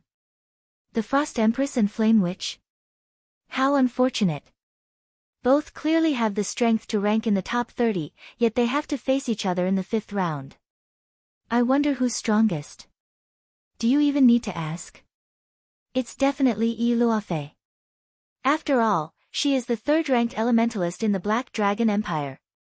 She even ended in the top 20 during the previous competition. In the Black Dragon Empire, practically everybody knew about FFF's Frost Empress. She had soared to fame during the previous ranking competition. Her beautiful face and graceful body had made it into everyone's hearts. Although she hadn't left many battle records in the Black Dragon Empire after the competition, the battle records she had left were terrifying. In one instance, she had annihilated a dark guild by herself. In another instance, she had fought the 5th-ranked player on the Black Dragon Empire's red list, the assassin Hell Prison. To be more specific, Hell Prison had ambushed Yi Luofei. In the end, however, she had defeated the assassin, and he had been forced to retreat. Hell Prison had killed several second-rate guild leaders. Although he had never killed a first-rate guild's leader, he had come very close to succeeding several times. This had earned the various large guilds' hatred. However, they were powerless against the assassin expert, yet after a single failed attempt, Hell Prison had declared that he had given up targeting Yi Luofei. No one knew why he had done so, but the fact that Yi Luofei had forced an assassin like Hell Prison to give up showed how powerful she was. The assassination attempt had been a while ago. Yi Luofei had certainly grown stronger since then. Big Sis Rain, it seems that Zero Wing may be in trouble. Yi Luofei is highly talented. The Secret Pavilion has even labeled her as a monster-level genius. Based on the information we currently have, she has grasped at least 2 combat techniques. Moreover, one of them is an advanced combat technique. The Secret Pavilion has tried to recruit her, but she rejected their offer. Based on our reports, it seems that the Flower of 7 Sins has contacted her as well, Blue Phoenix whispered when she saw the combatants for the next round. If Zero Wing is defeated here and loses its bet with Crimson Castle, 9 Dragons Emperor will use the opportunity to crush Zero Wing's branch guild. The Flower of 7 Sins didn't just contact her in secret, Phoenix Rain said, smiling bitterly. The Great Pavilion Master informed us to give up on recruiting Yi Luofei and to avoid provoking her. She's already become one of the Flower of 7 Sins reserve upper echelons. The Flower of 7 Sins values her. What? She's already a reserve upper echelon? Blue Phoenix was shocked, staring at Yi Luofei below the main stage. Although the Flower of 7 Sins was a mysterious organization, the various superpowers had a certain amount of information on it. Like the Secret Pavilion, it was considered a transcendental power. None of the superpowers would dare underestimate it. The requirements to become one of the Flower of 7 Sins' upper echelons were even stricter than those to become a super guild's upper echelon. As the Flower of 7 Sins was an organization of assassins, strength meant everything. If one wished to become one of the organization's upper echelons, they needed to have the strength to back up the ambition. Every one of the Flower of 7 Sins' upper echelons was an absolute monster. Now that Yi Luofei was a reserve upper echelon, this proved that the Flower of 7 Sins had acknowledged her strength. The organization had clearly deemed that she could become a monster-level expert as well. When the waiting participants saw the next pairing, a commotion rippled through the crowd. Luofei, it seems you've encountered a proper opponent this time, a slim assassin in dark gray leather armor said from beside the woman, smiling. A proper opponent? Yi Luofei glanced at Zhao Yueru, who sat a short distance away. She responded indifferently, Commander, please stop joking. She's still not worthy of being my opponent. Someone on Phoenix Rain's level might be, but not her. Well, in any case, don't take the match too seriously. Just defeat her casually. Save some cards for the rest of your opponents. Otherwise, you'll have trouble fulfilling your agreement with the Flower of Seven Sins, Yan Tianqing, the FFF Adventurer Team's commander, said as he glanced at the several cloaked players beside the stage. Commander, rest assured, I'll claim the championship and leave those upper echelons speechless, Yi Luofei confidently declared before walking towards the stage. When the Flower of Seven Sins had tried to recruit her, she had given the organization a condition. She required that they turn FFF into one of the top adventurer teams in God's domain, not just the Black Dragon Empire. However, a large amount of resources would be required to do so. Although the Flower of Seven Sins had agreed to her condition, the organization had offered one of its own. She must secure the championship in this ranking competition. Yi Luofei didn't think too much about the condition. After all, not only had the Flower of Seven Sins given her a top-tier epic staff upon her joining, but it had also sent her into 2 legacy spaces, allowing her to improve tremendously. She had even broken through to the Void Realm, pushing her 5 senses to their very limits. When Yi Luofei and Zhao Yueru stepped onto the stage, cheers erupted throughout the venue. Not only were they gorgeous, but they were also highly venerated experts. I've always heard that Zero Wing is a one-man guild. I never thought that it would have an expert such as you. I had planned to challenge your guild leader during my previous trip to Stone Forest Town, but I never actually met him. After this match, please convey my request to guild leader Black Flame. Tell him that I'd like to challenge him. The time and location are up to him, Yi Luofei spoke to Zhao Yueru softly. The Flower of Seven Sins had actually given her 2 conditions. If she completed one of them, the organization would agree to her condition, pushing FFF to the heights of God's domain. Obtaining the championship was the first condition. The second was to kill Zero Wing's guild leader, Black Flame. Moreover, the second condition was available long-term. She had watched Black Flame's battle videos. While he was a monster, she was confident of defeating him. The moment Yi Luofei finished speaking, an uproar shook the arena. What's this? Yi Luofei just publicly challenged Zero Wing's guild leader. This is interesting. I wonder if Black Flame will accept the challenge. If he does, I have to watch it. As expected of the Frost Empress. She dares to challenge the Sword King. Everyone here was quite familiar with the name, Black Flame. After all, he ranked among the top 100 on the God's Domain experts list. The secret pavilion had even given him the nickname Sword King. When he had received it, it had caused quite a stir throughout God's Domain. However, while the crowd cheered over the matter, Zero Wing's members wore ugly expressions. Fierce Snake and the others, who sat below the main stage, were furious. A measly vice-commander of an adventurer team had dared to issue their guild leader a challenge. Zero Wing was Star Moon Kingdom's #1 guild. Luoyifei's blatant challenge was no different than spitting on Zero Wing's reputation. She simply wasn't taking Zero Wing seriously in the least. Ha ha ha. Nicely done. As expected of someone the Flower of Seven Sins has acknowledged. 9 Dragons Emperor laughed in his VIP room. Black Flame really is famous everywhere, Phoenix Rain muttered, sighing as she looked at Zero Wing's room. Although she did not believe that Yi Luofei could defeat Black Flame, this challenge humiliated Zero Wing, Star Moon Kingdom's overlord. If Yi Luofei defeated Zhao Yueru, the challenge would deal an even greater blow to the guild's reputation. You wish to challenge our guild leader? Zhao Yueru's gaze chilled as she glared at Yi Luofei.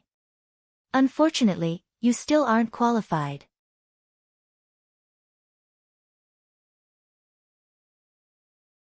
Chapter 1419, Difference in Equipment. As soon as Zhao Yueru finished speaking, she released Frostflame's Wrath's aura. As a fragmented legendary weapon, Frostflame's Wrath could exude a frightening pressure. Once a player equipped it, they could actively suppress this aura, making the staff look like an ordinary item. At the same time, this aura could strengthen the player's aura. With the liberation of Frostflame's Wrath's aura, Zhao Yueru's aura underwent a sudden transformation. Fire and Ice-type mana surged towards her in a frenzy, causing the surrounding space to tremble. How can a player have such a powerful aura? Is she really the flame which I've heard about? Why does it seem like the space around her is darker? The participants below stage felt a powerful pressure weigh them down when Zhao Yueru released Frostflame's Wrath's aura. Some participants had even taken an unconscious step back. The waiting participants weren't the only ones surprised. The various large guilds' upper echelons in the VIP rooms were shocked as well.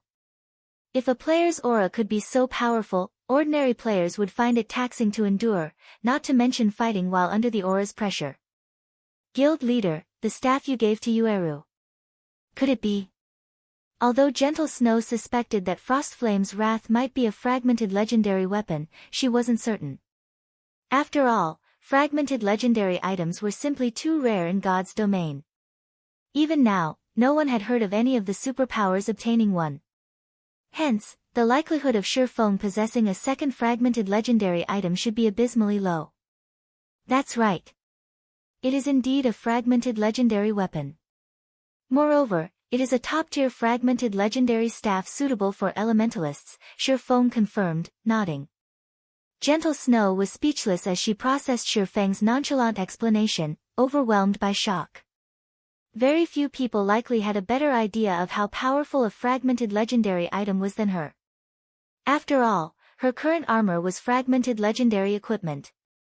It was due to the 7 luminaries' battle armor that she could contend with peak experts. At the moment, she was only a refinement realm expert. She was worlds apart from Super Guild's peak experts, yet with the power of fragmented legendary equipment, she compensated for the difference in their combat standards. Meanwhile, the fragmented legendary item Zhao Yueru wielded was a weapon, the item that provided the largest boost to a player's combat power. Only now did Gentle Snow understand why Feng had agreed to Crimson Fox's bet without hesitation and why he had remained so calm throughout the competition. If peak experts from super guilds participated in this ranking competition, it'd be no different than adults bullying children. Thus, the various superpowers only sent in their newbies that they had nurtured internally. Otherwise, all the players from the various large guilds and adventurer teams would be able to do little more than watch from the sidelines. Meanwhile, although the match had begun on the main stage, neither side hurried to attack. Rather than the expected indifference, surprise colored Yi Luofei's face. She had never expected to feel such an intense pressure from a refinement realm expert like Zhao Yueru. This was the first time something like this had ever happened. I've really underestimated Zero Wing, to think the guild had hidden an expert like you, Yi Luofei commented seriously as she watched her opponent. After getting a good look, however, Yi Luofei smirked as she continued, however, you can only rely on this empty aura. It might be effective against ordinary experts, but it is useless against me. Saying so, Yi Luofei activated her berserk skill. She then began to chant incantations as she wrote runes in the air. Yi Luofei's chanting speed was extremely quick. She wasn't slower than Zhao Yueru in the least. Moreover, compared to Zhao Yueru's chants, Yi Luofei's pronunciation was more accurate. Furthermore, not only did she draw her runes as easily as a graffiti artist, but she also had no inconsistencies. What precise triple speed casting! Blue Phoenix was shocked as she watched the terrifying amount of mana gather around Yi Luofei. Unlike skills, spells had additional variables known as incantations and runes. Meanwhile, due to these two aspects' special characteristics, one could determine the spell's completion rate based on the amount of mana that gathered around the caster even before the spell fully activated. The fact that more mana gathered around Yi Luofei despite both combatants' triple speed casting proved that her skill completion rate was higher. Naturally, her spells would be more powerful. Not one to be outdone, Zhao Yueru had activated Power of Darkness at almost the same time as Yi Luofei activated her berserk skill, increasing all her basic attributes by 100%. Similarly, Zhao Yueru followed up with triple speed casting. A moment later, both elementalists completed their spells. Waving their staffs simultaneously, they gestured to their opponents.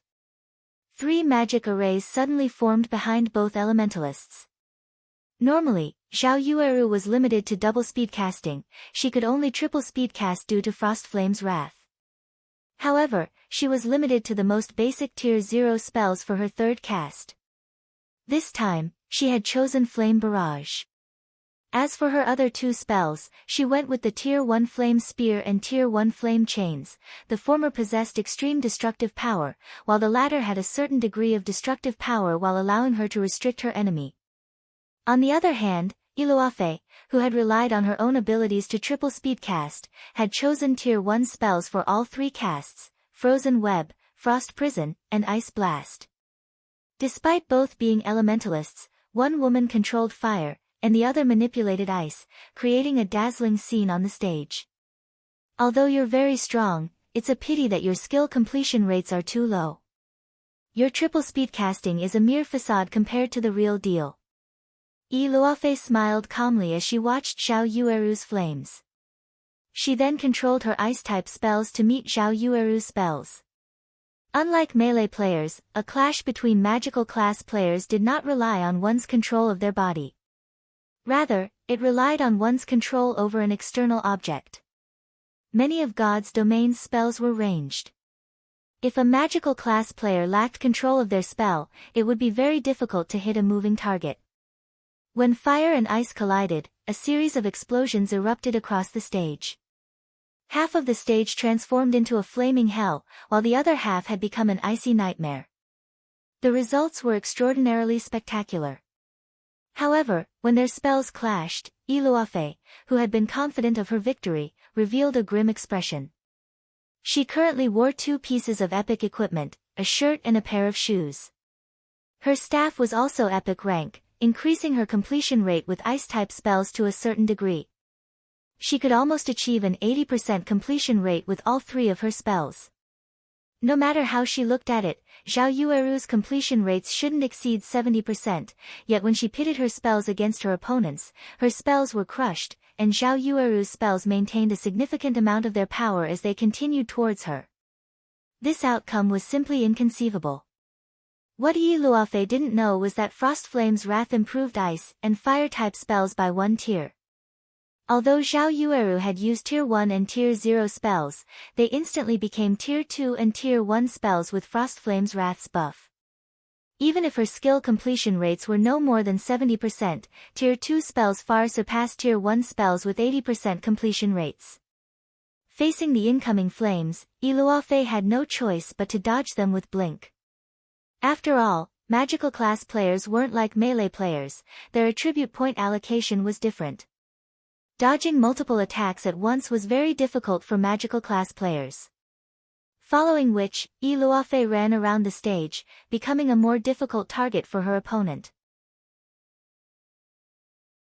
Unfortunately, this meant that she couldn't triple speedcast. She could only rely on double speedcasting.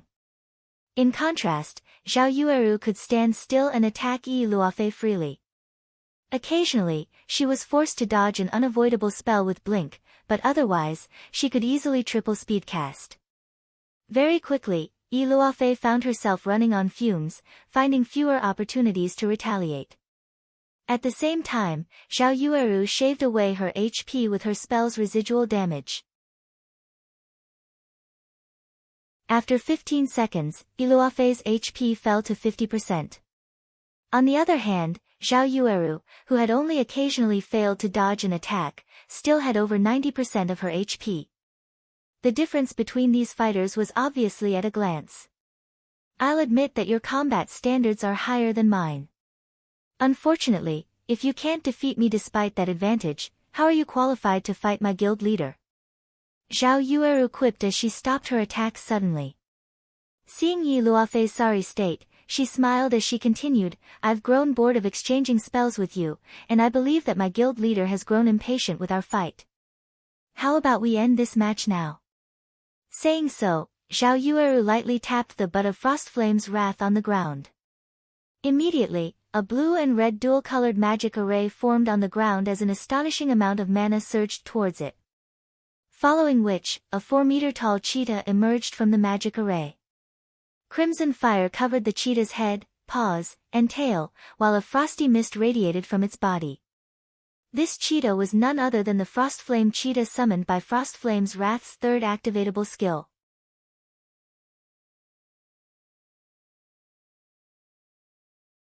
Chapter 1420, Overwhelming Power. The tall and mighty Frostflame cheetah's appearance stupefied everyone in the arena. What? Aren't magic scrolls banned? How did she summon such a powerful monster? That's not right. The system should have imposed the correct restrictions on the stage. She must have summoned the monster with an item's skill. Crap. Even an elementalist can summon such a powerful monster. How is this supposed to be a fair fight? The Mount Frostflame's wrath summoned was one tier higher than the player that summoned it. Since Xiao Yueru was a tier 1 player, the Frostflame cheetah she had summoned was a tier 2 lord. Normally, soloing a lord-ranked monster of the same level wasn't a problem for peak experts like Yi Luofei, but if one summoned a lord-ranked monster during a one-on-one PvP battle, their opponent would be at an overwhelming disadvantage if they couldn't do the same. Furthermore, Xiao Yueru had already proven that she had an advantage over Yi Luofei. Now that she had gone a step further and summoned the Frostflame cheetah, Yi Luofei's chances of winning were non-existent. However, Yi Luofei had no intentions of giving up just yet. She immediately responded by casting the Tier 1 curse, Extreme Frost Waterfall, and the Tier 1 spell, Frost Barrier. Walls of solid ice began to form around Xiao Yueru, trapping her within. Meanwhile, a massive, blue magic array appeared above her, gusts of cold air blasting down from the array. Xiao Yueru didn't attempt to dodge the incoming cold air. Instead, she waved Frostflame's wrath and used the Tier 1 spell, Flame Dragon's Dance. Immediately, a crimson magic array formed beneath Xiao Yueru's feet. Two serpentine dragons of fire then emerged, intertwining as they flew to meet the frost gusts of air. Boom! Boom! Boom! When ice and fire tangled, white mist filled the space above Xiao Yueru. Not only did Flame Dragon's Dance crushed Yi Luofei's extreme frost waterfall, but the high temperature also melted the ice walls trapping Xiao Yueru. In the end, Yi Luofei's spells failed to deal even a single point of damage. Even a Tier 1 curse is useless. Yi Luofei was dazed for a brief moment after watching her extreme frost waterfall fail. A Tier 1 curse rivaled Tier 2 spells. Such a spell could even injure Lord-ranked monsters, yet such a powerful attack had been utterly useless against Xiao Yueru's Tier 1 spell. The various guilds' upper echelons in their VIP rooms were stunned. A Tier 1 spell crushed a Tier 1 curse. Just how wide is the attribute gap between these two? Blue Phoenix stared at Xiao Yueru incredulously. There was only one possible explanation: the gap between the women's attributes was just massive, enough to make up for the difference in tiers. Yet, based on the reports, Yi Luofei should have at least 3 epic items on her. With her high level, the woman's basic attributes should be near the peak of God's domain. Even if some players had higher attributes, there should be a limit to how high those attributes could go. After all, epic items were not cabbages that could be purchased at the local market. Sure enough, weapons provide a higher buff than a piece of equipment. Gentle Snow could not help but sigh as she watched her friend's incredible performance. If it were up to her, she'd have a difficult time defeating Yi Luofei without activating twofold Berserk, yet Xiao Yueru easily triumphed despite having a single Berserk skill. Of course, the fact that both women were elementalists was part of the reason. When both combatants were of the same class, the difference between their strength depended on the individual's combat standards, attributes, and skills. However, the main reason for such a gap was the massive difference between their equipment quality. Moreover, Xiao Yueru currently had 3 epic items on her. Among the players in this ranking competition, one could count the number who had 3 epic items on one hand. Hence, Yi Luofei's defeat was natural. As everyone recovered from their shock of seeing Xiao Yueru's attack, the Zero-Wing representative commanded her Frostflame cheetah to pounce on Yi Luofei. Although the Frostflame cheetah was only a lord-ranked monster, it still posed a significant threat to Tier 1 experts. This was especially true for magical classes, who were not fond of speed-type monsters. Yi Luofei was forced to turn her spells against the Frostflame cheetah while keeping an eye on Xiao Yueru's movements. Seeing the cheetah distract Luofei, Xiao Yueru revealed a smile and waved Frost Flame's wrath before pointing it to the sky. A large magic array then covered over half of the stage as it manifested above the fighters. The waiting participants gasped. Despite being below the stage and knowing that they were safe from the current battle, the participants felt the threat of death loom over them. Even a fool could tell that Xiao Yueru had cast a large-scale destruction spell. Die! Xiao Yueru abruptly swung down her staff. Immediately, the entire stage trembled as the area's ice and fire-type mana went berserk. This move was none other than Frostflame Hell, one of Frostflame's Wrath's activatable skills. When activated, it dealt a combination of ice and fire-type damage to all enemies within a 50-yard radius every second for 10 seconds. With the Frostflame cheetah keeping her busy, Luofei had no hope of escaping the AoE in time. Noticing the wave of fire and cold air surge towards her, Luofei activated Frost Barrier, becoming invulnerable to all attacks for a short time. However, despite having upgraded the spell to Tier 1, it would only last for 8 seconds. She was simply delaying the inevitable. The seconds ticked by quickly. When the 8 seconds were finally up, the frost barrier shattered, and the rampaging ice and fire-type mana killed Luofei instantly. As Frostflame Hell dissipated, the spectators could see how miserable a large portion of the stage looked. Silence filled the waiting area below the stage. Although the system had announced the victor, none of the waiting participants cheered. Watching this match had inspired a deep despair in every one of them. They all thought that Xiao Yueru had simply been too cruel. First, Xiao Yueru had summoned a Tier 2 Lord to distract her opponent. Then she used a large-scale destruction spell to end the match. Even with a skill that provided invulnerability, Xiao Yueru's spell would eliminate any opponent unless their life-saving skill lasted for more than 10 seconds. As for closing in on Xiao Yueru and facing her in close quarters, such a strategy would be suicidal with the woman's ability to triple speedcast. The closer one was to the spellcaster, the harder spells were to dodge. Players would also have to deal with a Lord-ranked monster harassing them. Who could possibly beat Xiao Yueru in a one-on-one? Her power was overwhelming.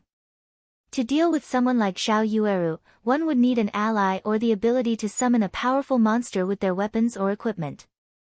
Otherwise, the woman was nearly invincible. She lost? Yan Tianxing could not help his bitter smile as he watched Xiao Yueru on the stage. He had never imagined that a monster like Xiao Yueru occupied the Black Dragon Empire. When she got serious, she could even render a peak expert like Luofei utterly powerless. When Luofei resurrected below the stage, her gaze shifted to her previous opponent. Her declaration to challenge Black Flame was nothing more than a joke now. She still found it hard to believe that she had been defeated so easily. Now, she more or less understood why the Flower of Seven Sins' second condition was long-term.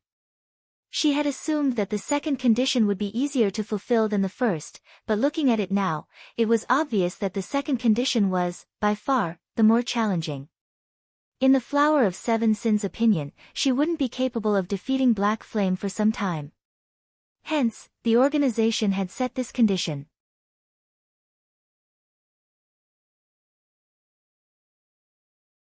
Chapter 1421, Dragon's Graveyard. As Xiao Yueru descended from the stage, the waiting participants instinctively stepped aside, opening a path for her. They had heard that she had killed a dark player twice after some dark guild had provoked her, dealing a heavy blow to the guild. While experts like themselves had assumed that had been a joke, they'd have to rein in their courage to stop trembling if Xiao Yueru even glanced their way. They had to be careful around her. Should they accidentally annoy the woman, they might die the moment they left the city. The flame which is too awesome. She might even secure one of the top 10 spots. Top 10. More like top 5. The combination of that Lord-ranked monster and the large-scale destruction spell is invincible in a duel. Only a handful of participants may be able to close in on the flame which before she activates the combination attack. Aside from those few, she can likely blast everyone to smithereens. The Frost Empress was pretty unlucky this time. If she hadn't come across the Flame Witch, she might have ranked among the top 15, yet now she won't even stand among the top 50. With the Flame Witch on Zero Wing's side, Zero Wing should get a spot among the top 5 guild rankings. Unlike the participants below the stage, the audience in the stands fell into a heated discussion about Zhao Yueru. They were all curious to see what the woman's rank would be in this competition. As for Yi Luofei, who had been defeated, they couldn't help but lament for her misfortune. Damn it! Why did things end up like this? Crimson Fox cursed as he watched Zhao Yueru step down from the main stage. To think they've hidden a trump card like Zhao Yueru all this time. Zero Wing is quite cunning. Guild leader, what should we do now? Lonely Castle, the shield warrior beside Crimson Fox, asked anxiously. The higher one ranked in the competition, the more points they would receive. Moreover, the point scale was steep. Players that ranked between 1000th and 501st would receive 5 points. Players' points would double if they ranked between 500th and 249th, increasing to 10 points. Meanwhile, players that made it to the third round would be awarded 20 points, 50 points if they reached the fourth round and 100 points for the fifth round. Although both experts Nine Dragons Emperor had sent to assist Crimson Castle had made it to the fifth round, Nine Dragons Emperor had stated that the two players would be lucky to make it into the top 16, the seventh round. Reaching the seventh round only awarded 300 points, yet if Zhao Yueru ranked among the top 4 players, she would receive 600 points. Her points alone were more than the total those two experts could earn. If Zhao Yueru were lucky and made it into the finals, she would be awarded 1,000 points. She could earn more points than Crimson Castle's 5 representatives together. For now, hand the epic items Nine Dragons Emperor loaned us to those two experts. Our priority is to ensure that both reach the 7th round. As for Zero Wing, it is still unknown whether or not Zhao Yueru makes it to the semifinals. If she encounters one of those few melee experts, she could lose. If she faces Yan Tianqing, her success will immediately come to a halt, Crimson Fox said as he glanced at Yan Tianqing, FFF's commander. Before Yi Luofei had risen to prominence, the FFF adventurer team had stood at the top in the Black Dragon Empire due to Yan Tianqing. Even before God's Domain launched, Yan Tianqing had been a famous peak expert in the virtual gaming world for many years. Now, he was the number 2 assassin in the Black Dragon Empire. Hell Prison, who had attempted to assassinate Yi Luofei, only ranked 4th on the Black Dragon Empire's assassin ranking list. Hell Prison alone was capable of rendering the Empire's various large guilds helpless. Meanwhile, Yan Tianqing was even more powerful than the assassin. Hence, the Empire's guilds feared and respected the FFF adventurer team. Understood. Lonely Castle saw the reasoning in Crimson Fox's words. Although it was possible that Zhao Yueru could rank among the top 5, it was only a possibility. If she were unlucky, she might encounter an expert that could counter her combat method in the next round and eliminate her. Unfortunately, while Crimson Fox's hope was nice, the reality was far from it. As the competition progressed, Zhao Yueru secured impressive victories during her 6th and 7th matches, making her way into the quarterfinals. She was only one round away from ranking among the top 4 competitors. In contrast, Crimson Castle's progress halted in the 7th round. In the end, the guild only racked up 630 points. With that score, Crimson Castle could easily rank among the Black Dragon Empire's top 10 guilds. To Crimson Castle, it was a result worth celebrating. However, Crimson Fox, Crimson Castle's guild leader, felt no joy. After all, as long as Zhao Yueru won her next match, Crimson Castle's fate in Hidden Fog Town would meet its end. If Crimson Castle couldn't take control of Hidden Fog Town, the threat it posed to Zero Wing would decrease drastically. If that happened, Nine Dragons Emperor would turn away from the guild. Without Nine Dragons Emperor's support, Crimson Castle's dream of becoming a first-rate guild would remain a dream. After all, Crimson Castle was relatively weak among the second-rate guilds. A titan like the Dragon Phoenix Pavilion only offered support due to its threat to Zero Wing. Please, don't let her pass. Crimson Fox silently prayed as he watched the screen above the stage. At the end of each round, the system would randomly generate pairings for the new fight. Seeing the player IDs flicker on the virtual screen, Crimson Fox's heart began to pound. Once the quarterfinals pairings were determined, he was ecstatic. Wonderful. The heavens haven't forsaken Crimson Castle. Crimson Fox was overjoyed when he saw that the first match was a fight between Zhao Yueru and Yan Tianqing. As long as Crimson Castle won its bet with Zero Wing, its status as a first-rate guild was guaranteed. A first-rate guild. Countless guilds dreamed of achieving such glory. The flame which is in danger now. Yan Tianqing ranks second among assassins and is known for his speed. The flame which won't be able to execute her combination attack so easily against him. Even if the flame which loses, she'll have nothing to be ashamed of. After all, she has a class disadvantage. But Yan Tianqing's win isn't certain. It isn't so easy to close in on an elementalist who can triple casting. If his timing isn't right when he closes in on the flame witch, he might die instantly. The flame witch's damage is no laughing matter. She even instant-killed a shield warrior with full HP and shield wall active. Killing a glass cannon like Yan Tianqing would be a piece of cake for her. Everyone cheered and chatted as they watched Zhao Yueru and Yan Tianqing approach to the main stage. As the timer above the main stage began to count down, Yan Tianqing turned towards Zero Wing's VIP room and announced, "Guild leader Black Flame, this humble man has heard that your guild intends to auction adventure houses in Stone Forest Town. If I win this match, would you allocate a slot for the FFF adventurer team? Of course, if I lose, I will hand over 10,000 magic crystals and a treasure map for the dragon's graveyard." When Yan Tianqing finished speaking, the venue fell silent, dumbfounded by his bet. Everyone's first reaction was to question his intentions. Shouldn't he be trying to avenge Yi Luofei? Shouldn't he have made some valiant remark about defeating Zhao Yueru? Yet, the FFF's commander, one of the Black Dragon Empire's famous top adventurer teams, had just publicly declared his intention of garrisoning in Stone Forest Town. Garrisoning in Stone Forest Town wouldn't have been overly surprising. A top adventurer team occupying a guild town was always good news for the guild, yet based on Yan Tianqing's request, it seemed as if the right to garrison in Stone Forest Town was extremely precious. He had even bet 10,000 magic crystals and a treasure map for the right. The treasure map he had gambled was even related to the dragon's graveyard. This was just ludicrous.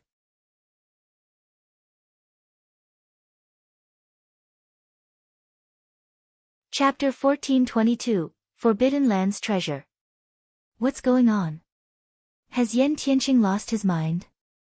If I recall correctly, Stone Forest Town has a relatively effective battle arena. Some of the top-ranking participants in the previous competition had gone there as well. But what's so good about the town? Does he really have to go this far? Isn't it just a guild town? FFF is one of the top 5 adventurer teams in our empire. Even first-rate guilds would beg FFF to occupy their towns. I'm pretty sure FFF can gain access to Stone Forest Town just by asking. What? Don't you know? Many experts are trying to train in Stone Forest Town's battle arena. I've heard that the advanced combat rooms are super amazing. They can create a perfect replica of the player that enters the room. The replica can even execute all of the player's skills and spells at 100% completion rate. Those rooms are more effective than fighting an expert of the same caliber. That's right. Firecloud Fox's Remnant Cloud and Graceful Moon visited Stone Forest Town's battle arena and used the advanced combat rooms multiple times. Both managed to rank among the top 500 in this competition. Their performance was significantly more impressive than last time. Remnant Cloud's combat power has improved so much that he even beat his old rivals. Stone Forest Town doesn't only have its battle arena. It also has an advanced auction house with a built-in bartering function. Due to the battle arena and the advanced auction house, Stone Forest Town has become Star Moon Kingdom's undisputed #1 guild town. I've heard about that, too.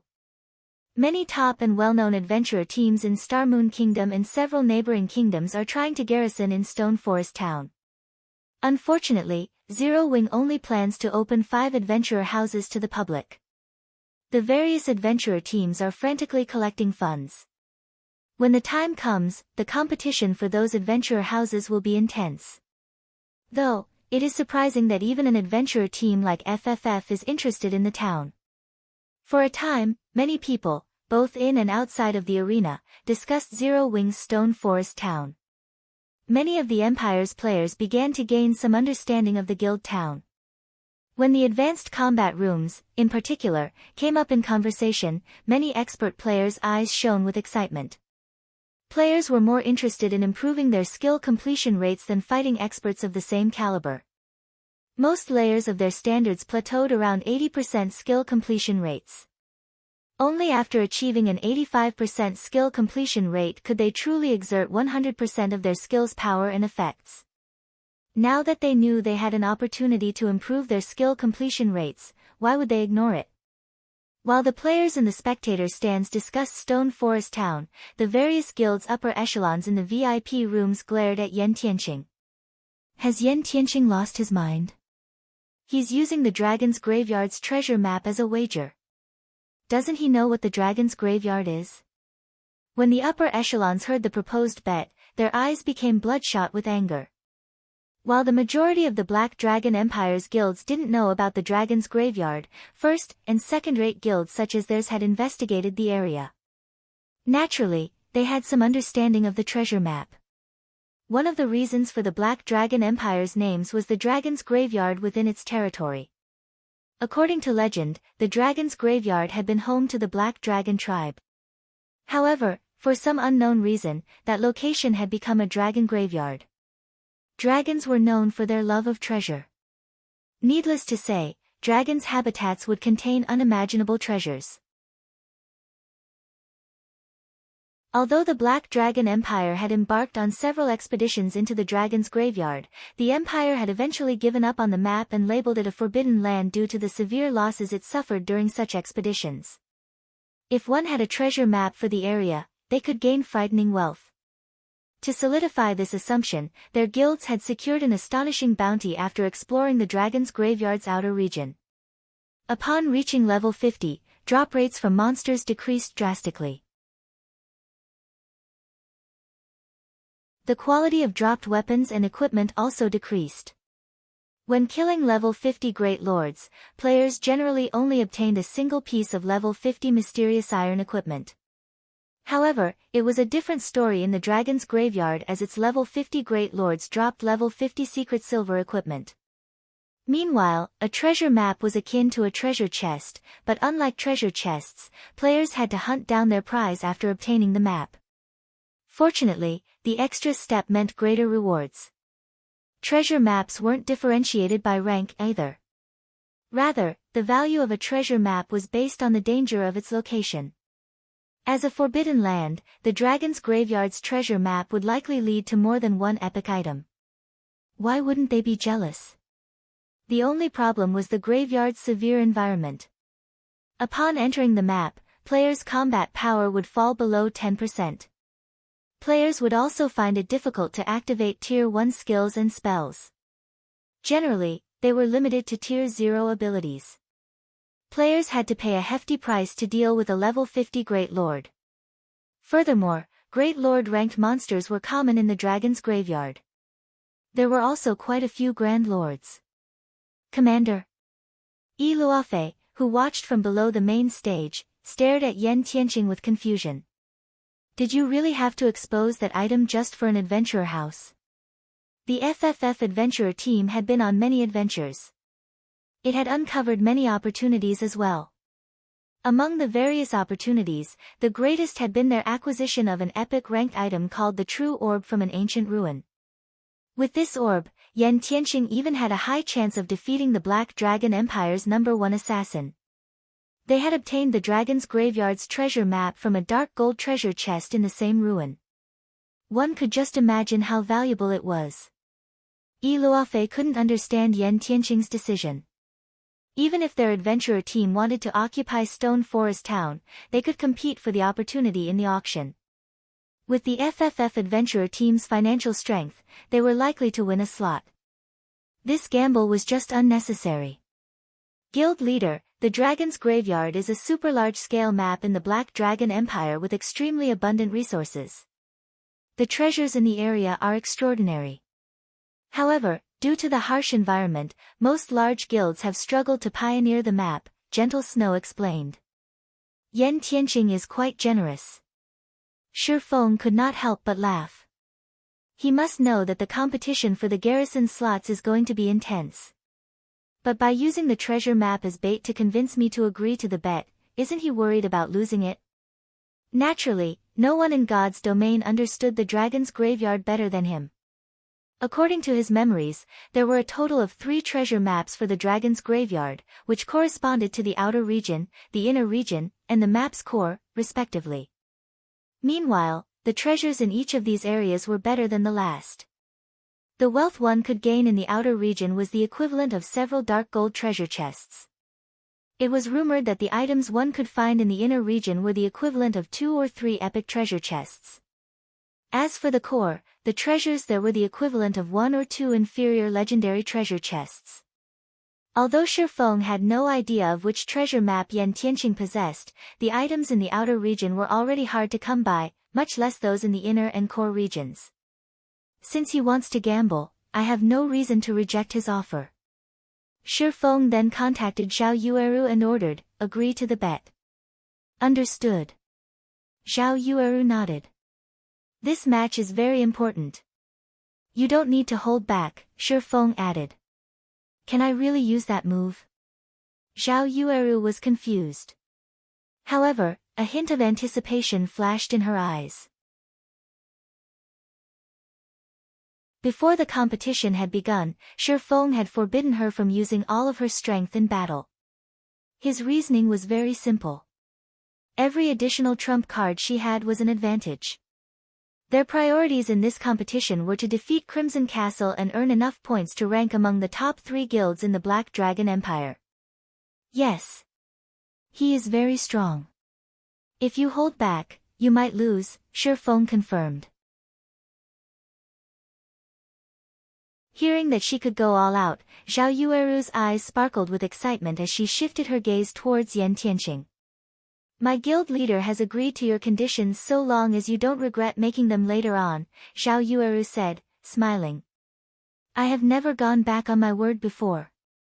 Besides, I made the bet in front of so many people, Yan Tianqing responded, smiling. Since we have an agreement, let us begin. Saying so, Yan Tianqing activated his berserk skill and vanished as if he had never existed in the first place.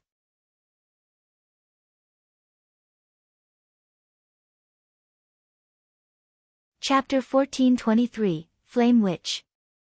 The instant Yan Tianqing activated stealth and disappeared, Zhao Yueru summoned the Lord-ranked Frostflame Cheetah beside her.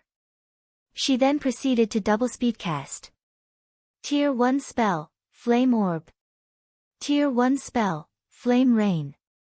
Both spells were AoE attacks and among the best Zhao Yueru had to locate a stealthed assassin. As long as a player could reveal an assassin, the stealth player's combat power would decrease by half.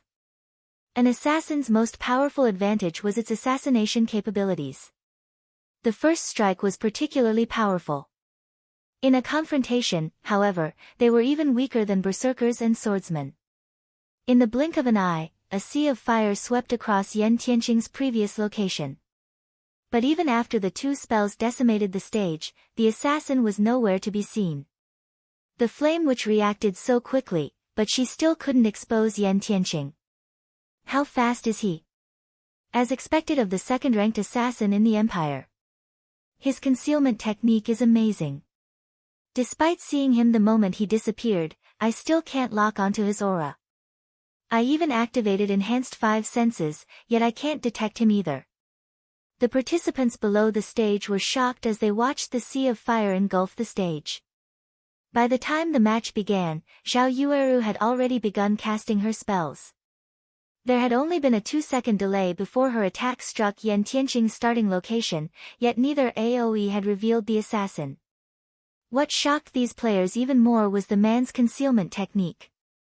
The magic barrier around the main stage contained attacks within. Meanwhile, observation and perception skills wouldn't be affected. Despite the waiting participants activating their perception skills, no one could detect Yan Tianqing. This was the first time they had encountered such a situation. These skills' specific purpose was to counter the stealth skill. Zhao Yueru had also activated her own perception skill, which allowed her to detect all stealth players within a 40-yard radius. Generally, if magical class player allowed a stealth assassin to ambush them, they'd die instantly. Only plate armor classes with high HP and defense could survive an assassin's first barrage. She could not allow her opponent to close in. A futile struggle. Yi Luofei, who stood below the stage, smiled as she watched Zhao Yueru. The true orb Yan Tianqing had obtained improved assassin's strength tremendously. The commander wouldn't have challenged Shadow Light, the #1 assassin in the Black Dragon Empire, without it. Not even the Dragon Phoenix Pavilion could do anything against that man. Meanwhile, one of the true orb's effects increased stealth-related skills by 100%. This halved the effectiveness of other players' perception-related skills. As a result, perception skills with a 40-yard range would only detect Yan Tianqing when he was within 20 yards. Although the difference was only 20 yards, it could determine whether or not a player died. Within that range, assassins could use shadow steps, appearing directly behind a player. Yan Tianxiang quietly circled to 25 yards behind Zhao Yueru, but he didn't rush in to attack. Although shadow steps allowed him to appear behind Zhao Yueru instantly, Zhao Yueru was an elementalist. If she reacted quickly enough, she could use an invulnerability skill or blink to escape. He needed to find her blind spot, leaving her no opportunity to defend herself. However, Zhao Yueru was no greenhorn. Every player had weak points and blind spots, and it was especially true for their backs. Hence, Zhao Yueru had stationed the Frostflame Cheetah behind her. Not only would this hinder Yan Tianqing's vision and boost her defense, but she could also launch a powerful counterattack on the off chance Yan Tianqing attacked or stunned her. For a time, all anyone could see was Zhao Yueru standing in the center of the stage with the Frostflame Cheetah watching her back as she launched one Tier 0 spell after another. Meanwhile, Yan Tianqing continued to circle his opponent, searching for an opportunity to strike. After nearly 3 minutes, Yan Tianqing could not help but admire Zhao Yueru's tenacity. The Elementalist left him no openings. The Frostflame Cheetah, in particular, posed a huge problem. It seems that I'll have to use that move. Yan Tianqing smiled bitterly as he examined Zhao Yueru's impeccable defense.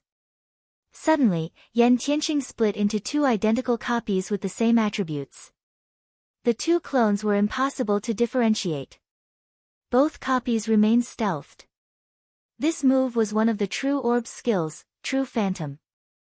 It allowed the user to summon a doppelganger that had 100% of the player's attributes and every skill the user had learned.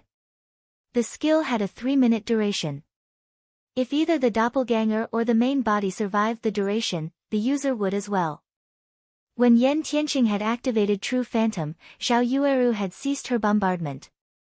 Taking a deep breath, she examined her surroundings. Since you don't want to come out, I'll force you to. Zhao Yueru waved Frostflame's wrath. With Zhao Yueru as the center, a translucent barrier ballooned outward. In the blink of an eye, the barrier enveloped a radius of 100 yards, half of the stage. This was Frostflame's Wrath's second active skill, Frostflame Space. When activated, its effects would resemble that of a domain.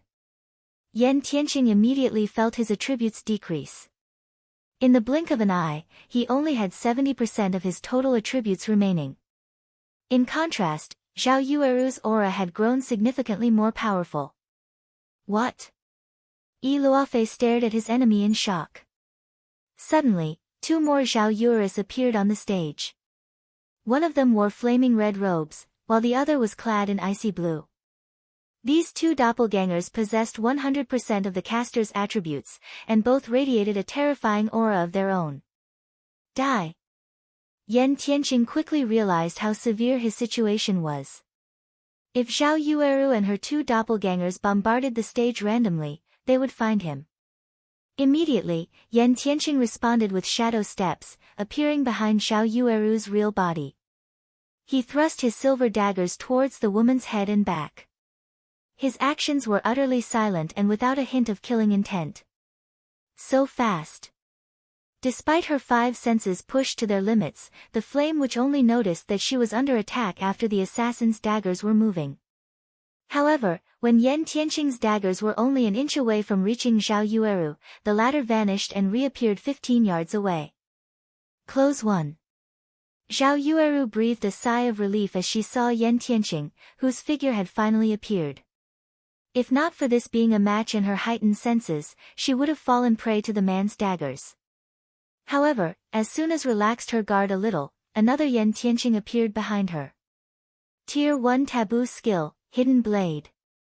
The Yan Tianqing vanished again before immediately reappearing before the Elementalist. Before Zhao Yueru could react, 6 black shadows flew towards Zhao Yueru's heart, each attack dealing over -30,000 damage.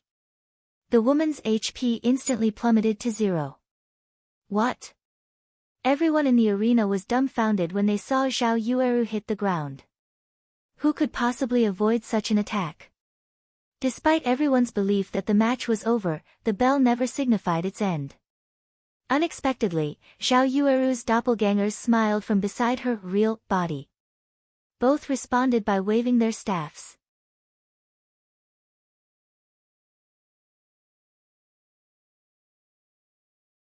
Chapter 1424, Cataclysmic Spell. She's not dead. This is a lie, right? Didn't he kill her main body? When the two Zhao Yuerus raised their staffs on the stage, the audience looked as if they had seen a ghost.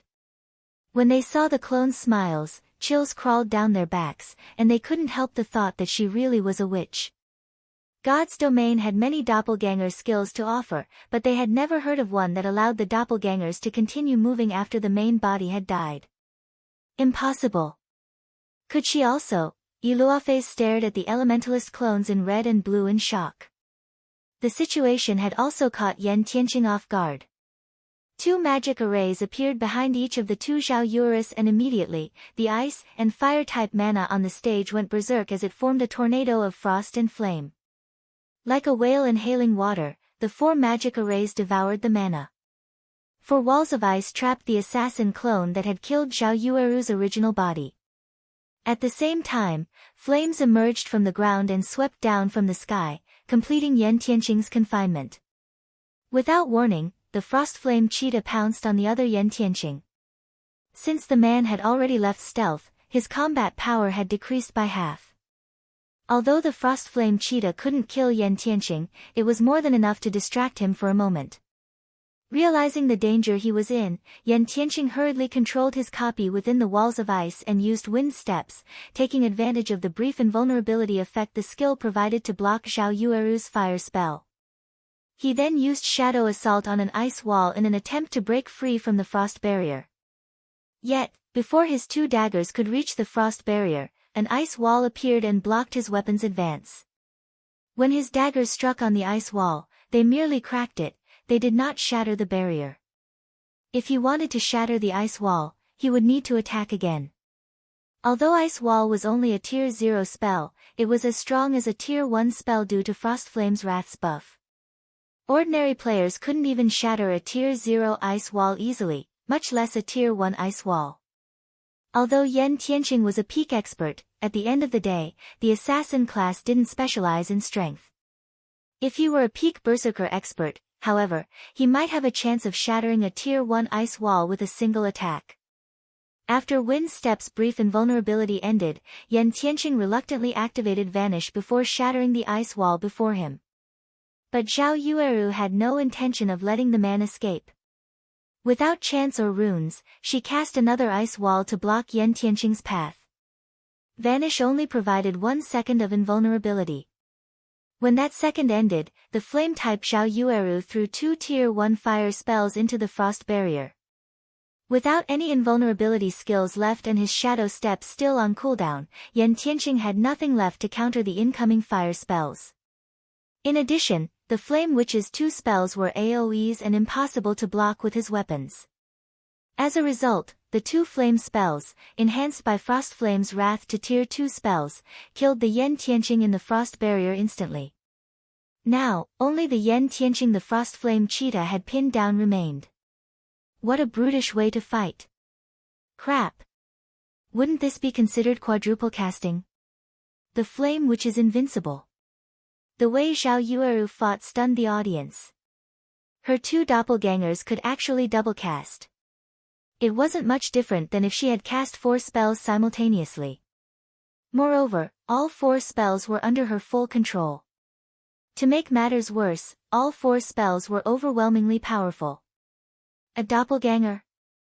Xiao Yueru muttered as she watched the Yan Tianqing in the frost barrier disappear before turning to the assassin retreating from her.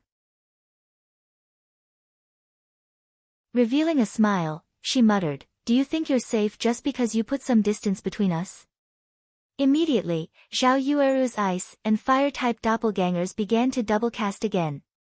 With Yuan Tianqing's speed, he'd be difficult to trap with frost barrier again. Hence, Xiao Yueru didn't use the same approach. Instead, she switched to Tier 1 spells that focused on crowds. In the next moment, over 70 fire arrows, fireballs, ice spears, and ice arrows formed behind the doppelgangers. These spells then flew towards their target. Everyone fell silent as they watched the ice and fire-type spells fill the sky. Moreover, Xiao Yueru's control over these spells was exceptionally precise. Despite Yan Tianqing moving so quickly that he left behind afterimages, most of the Elementalist spells struck the assassin. As a result, Yan Tianqing was forced to block the incoming attacks with his weapons and had no choice but to use wind steps to defend himself. However, while Yan Tianqing's speed was astonishing to ordinary players, to Xiao Yueru, whose physique had improved by 50% thanks to Frost Flame Space, Yan Tianqing wasn't particularly fast. At best, he was only as fast as an ordinary expert. She had no issues landing her attacks. Meanwhile, the agility-specialized assassins couldn't easily block spells with Tier 2 power. Yan Tianqing's HP fell with each hit he took. It was only a matter of time before his opponent carved it all away. As they watched, the participants below the stage felt goosebumps cover their skin. How was this a one-on-one fight? It wasn't any different than facing a 20-man magical team's bombardment. Who could survive such ruthless attacks? In the past, these players had assumed that the assassin class countered magical classes, but Xiao Yueru had destroyed that idea. She had actually hidden her strength during our fight?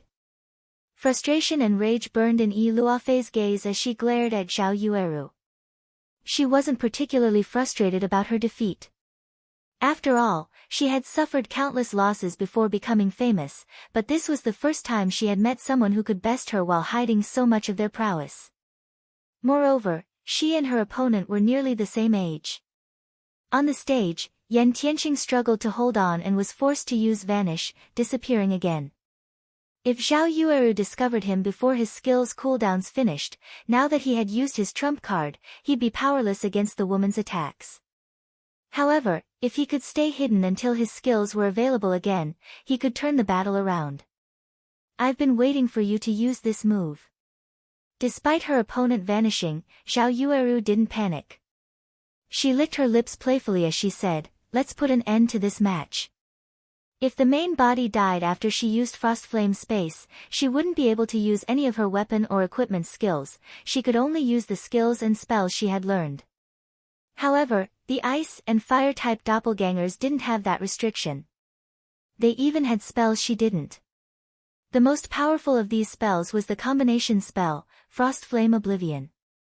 Frost Flame Oblivion was a curse that was 1 tier more powerful than its user, though its power could not exceed Tier 5. Upon using Frost Flame Oblivion, the Frost Flame Space would disappear. As Zhao Yueru was a Tier 1 player, Frostflame Oblivion had the power of a Tier 2 curse. Zhao Yueru's doppelgangers chanted an incantation in unison while moving towards their target's previous location. As they did, golden divine runes began to appear across Frostflame Space's translucent barrier, illuminating the arena.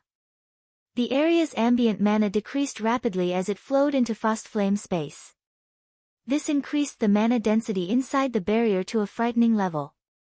The spectators outside of the main stage squirmed uncomfortably as the venue's mana density decreased. What kind of spell is that? What is she trying to do? Although the audience didn't understand the Elementalist's actions, goosebumps covered their bodies. It felt as if Armageddon were coming for them. Moreover, this feeling grew as time passed. Meanwhile, Yan Tianqing felt the sensation intensely from inside the Frostflame Space. She couldn't be. A possibility suddenly dawned on Yan Tianqing. Immediately, he dashed towards Zhao Yueru. Sadly, he was already too late. The ice and fire-type doppelgangers only needed 2 seconds to cast Frostflame Oblivion. By the time Yan Tianqing had felt that something was amiss, the 2 doppelgangers had channeled the spell for over a second. The assassin could never cross 50 yards and launch an attack in that time. Let's end this.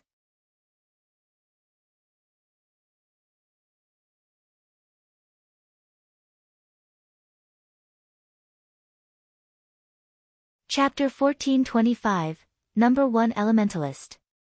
When Zhao Yueru's name appeared on the screen above the main stage, the venue fell silent as everyone turned to the Elementalist incredulously.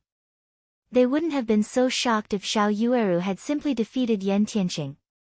But the woman had displayed overwhelmingly destructive power. If she were capable of disintegrating everything within a 100-yard radius of herself, who could ever challenge her in a one-on-one PvP match? With that terrifying spell, who could possibly stand up against the Flame Witch? Crap. She beat the second-ranked assassin just like that. Is she an NPC? With such frightening strength and spells, the Flame Witch won't have any issues winning the championship. That's right. Even if she doesn't win, she should rank first on the Empire's Elementalist ranking list. I never thought that Zero Wing had an expert like this. No wonder Zero Wing had become Star Moon Kingdom's overlord. I'm sure it won't be long before Zero Wing joins the ranks of first-rate guilds in the Black Dragon Empire. Zhao Yueru had inspired shock and awe in the crowd. With such an AoE powerhouse, other guilds would have to think twice before starting a war with Zero Wing in the fields. Zhao Yueru's firepower alone could likely rival that of a 100-man expert team. We lost? Crimson Fox stared at Zhao Yueru in a daze. At this point, he truly regretted challenging Feng to a bet. He hadn't imagined that Zero Wing had hidden a trump card like Zhao Yueru. Now, Crimson Castle had lost all hope of obtaining Hidden Fog Town. Meanwhile, Zero Wing would become Lakeheart City's undisputed overlord once it secured the town. Even with 9 Dragons Emperor's support, Crimson Castle could never compete with Zero Wing. Guild leader, are we really going to give up on Hidden Fog Town? Lonely Castle asked, reluctance coloring his face.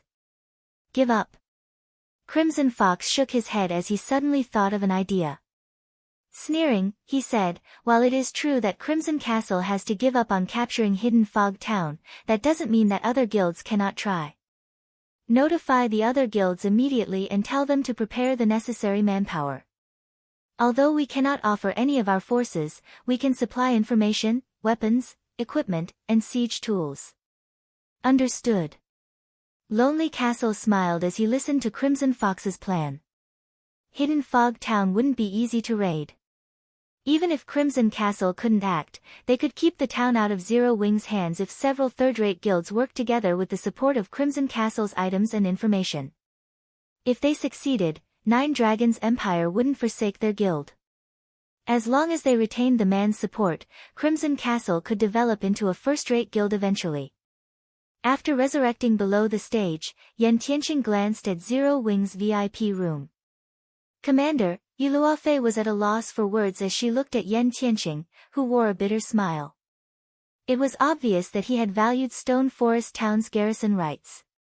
Unfortunately, not only had he failed to obtain that right, but he had also lost 10,000 magic crystals and the Dragon's Graveyard's treasure map. I had thought that this was an opportunity, but Zero Wing really is as unfathomable as the rumors say, Yan Tianqing said as he shook his head dejectedly. He then smiled as he continued, it seems that we'll have to see to some more preparations. Commander, why is Zero Wing's Stone Forest Town so important to you? It is just a town in a small kingdom. How could it possibly be any better than Super Guild's towns? With our team's strength, we shouldn't have any problems occupying one of their towns. Why should we bother with Stone Forest Town's 5 garrison slots? Yi Luofei was astonished. She had been flabbergasted when he had sent her to compete for a private house in Stone Forest Town. Now, Yan Tianqing was adamant of obtaining Stone Forest Town's adventurer houses. It is only natural that you don't have a great opinion of Stone Forest Town. I only found out the truth from a friend. When the time comes, adventure teams like ours won't be the only ones competing for those slots. Some superpowers are preparing for the auction as well, Yan Tianqing quietly explained. He had fought in the virtual gaming world for many years now, so he had many expert acquaintances. Among them, a few were upper echelons in certain superpowers. Their information networks far surpassed any first-rate guilds. How is that possible? Isn't it just a kingdom's town? How could it even tempt superpowers? Yi Luofei exclaimed.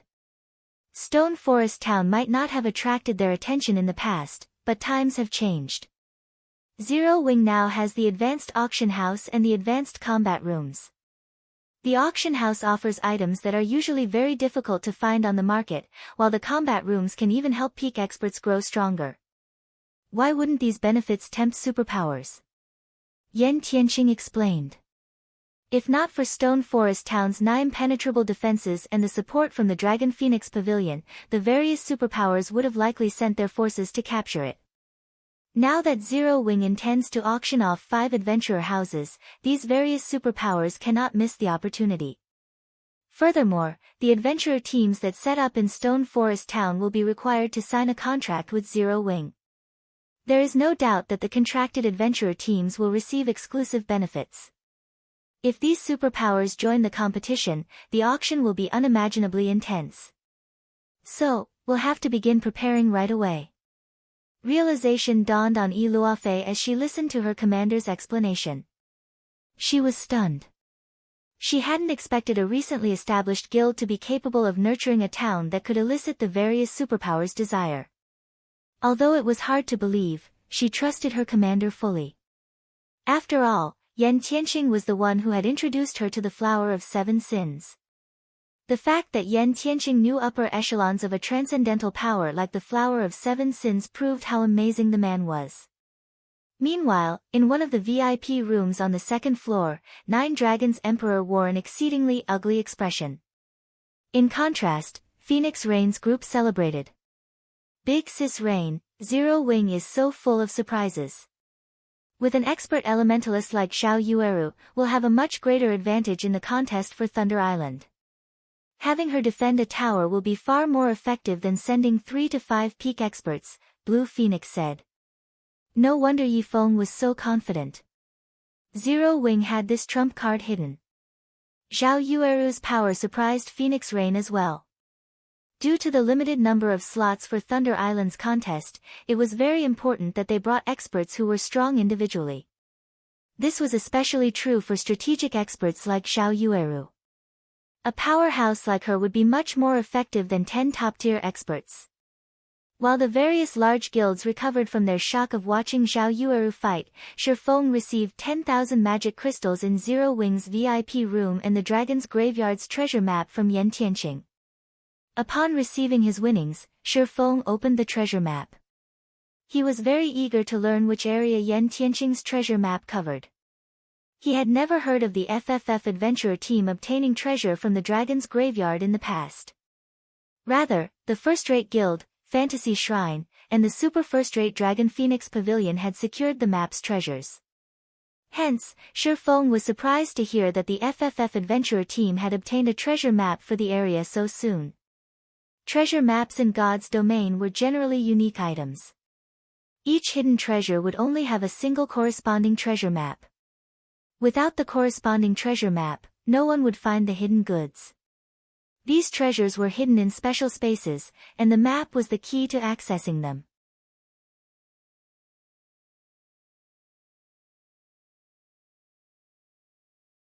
Chapter 1426, Instant Fame.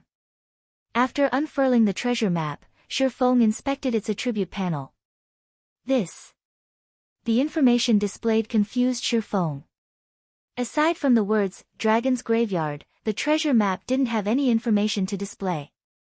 There wasn't even a general map for the Dragon's Graveyard. Guild leader, is there a problem with the treasure map? Gentle Snow asked curiously when she noticed the strange expression on Feng's face. There is indeed a problem, Feng said, chuckling. This treasure map requires a master-ranked appraisal. When he tried to inspect the treasure map forcefully, the system notified him of the requirement. Master-ranked? Gentle Snow was astonished. Although one could easily find appraisal shops in NPC cities, the NPCs working in these stores were, at best, advanced appraisers.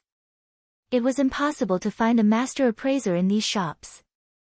Although a lot of players had taken on the appraiser subclass, their progress was extremely slow. After all, players had to appraise a large number of top-tier items to gain proficiency. Even the various large guilds had only nurtured a few advanced appraisers. As for master appraisers, it was very difficult for every subclass in God's domain to reach the master rank. However, what truly surprised Feng was not the fact that the treasure map needed a master appraiser, but that it had to be appraised to begin with. Based on what he had heard in the past, the maps leading to the Dragon's Graveyard's 3 great treasures hadn't needed appraisals, one could just inspect them. Could this treasure map lead to something other than the 3 great treasures? Feng's curiosity grew. Immediately, he activated Omniscient Eyes to inspect the treasure map. Fortunately, Omniscient Eyes could rival a master-ranked appraisal. After 20 seconds, the treasure map's information began to reveal itself. What? Feng was dumbfounded when he saw the displayed information. As he had guessed, the treasure map Yan Tianqing had given him didn't lead to one of the 3 great treasures. This map wasn't even a treasure map. It was a map to the Dragon's Graveyard's secret land, the Dragon's Nest. This secret land was far more valuable than the 3 great treasures. Unlike the treasures, which would disappear once someone claimed them, players could periodically enter the secret land an indefinite number of times. Like the Sea Dragon's secret land, one could obtain all sorts of precious items in the Dragon's Nest. Yet, funny enough, Yan Tianqing had treated this item like a typical treasure map. After giving the matter some thought, Feng realized that it was to be expected. After all, secret lands were incredibly rare. On the other hand, treasure was common in large maps like the Dragon's Graveyard. If a player obtained a map with the words, Dragon's Graveyard, it wouldn't be unusual for them to assume it was just a treasure map. Guild leader, it couldn't be a fake, could it? Gentle Snow thought of a possibility when she saw Feng's surprise. There were many treasures in God's domain. However, there was also a large number of fakes. In fact, a large majority of the treasure maps players obtained weren't real. It is. Feng nodded. I knew Yan Tianqing couldn't be that generous. Gentle Snow sighed, somewhat disappointed. If Zero Wing could obtain the Dragon's Graveyard's treasures, it would significantly help the guild's development. If an adventurer team like FFF used the treasure, it might even elevate the team's overall strength to a whole new level. How could he have been willing to gamble such a precious item? This isn't a treasure map. It's a map to a secret land in the Dragon's Graveyard, Feng said, smiling when he saw Gentle Snow's dejected expression. What? It's a map to the Dragon's Graveyard's secret land? How is that possible? Gentle Snow's eyes widened in shock. For a moment, she even thought Feng was playing a trick. Take a look for yourself, Feng said, chuckling. He then passed the secret land map to Gentle Snow. It's real. If Yan Tianqing finds this out, he'll lose his mind. Gentle Snow's eyes sparkled as she looked at the map. Needless to say, a secret land in a forbidden area like the Dragon's Graveyard would be high quality. Moreover, the reward for clearing a secret land for the first time would most likely rival, or even surpass, the Dragon's Graveyard's treasure. Although subsequent visits wouldn't yield as many benefits as the first, the secret land could be raided indefinitely. In the long term, the income from exploring the secret land would exceed the 3 great treasures. However, this map had a flaw: the secret land would be very challenging to reach. The dragon's nest was located in the dragon's graveyard's inner region. Moreover, it was very close to its core. Currently, the Black Dragon Empire's various large guilds were struggling to explore the outer region, much less the inner area. Before they could reach the secret land, the monsters in the inner region would likely wipe them out. However, Gentle Snow did not know that Feng had already prepared to visit the dragon's nest.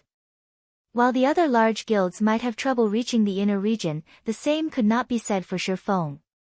After all, he had the all-round device. He didn't need to worry about the low mana density in the dragon's graveyard. Moreover, the dragon's nest only opened once a week. They still had 2 days until the next reset. It would be a huge waste not to visit the secret land. The only problem was that he needed more all-round devices.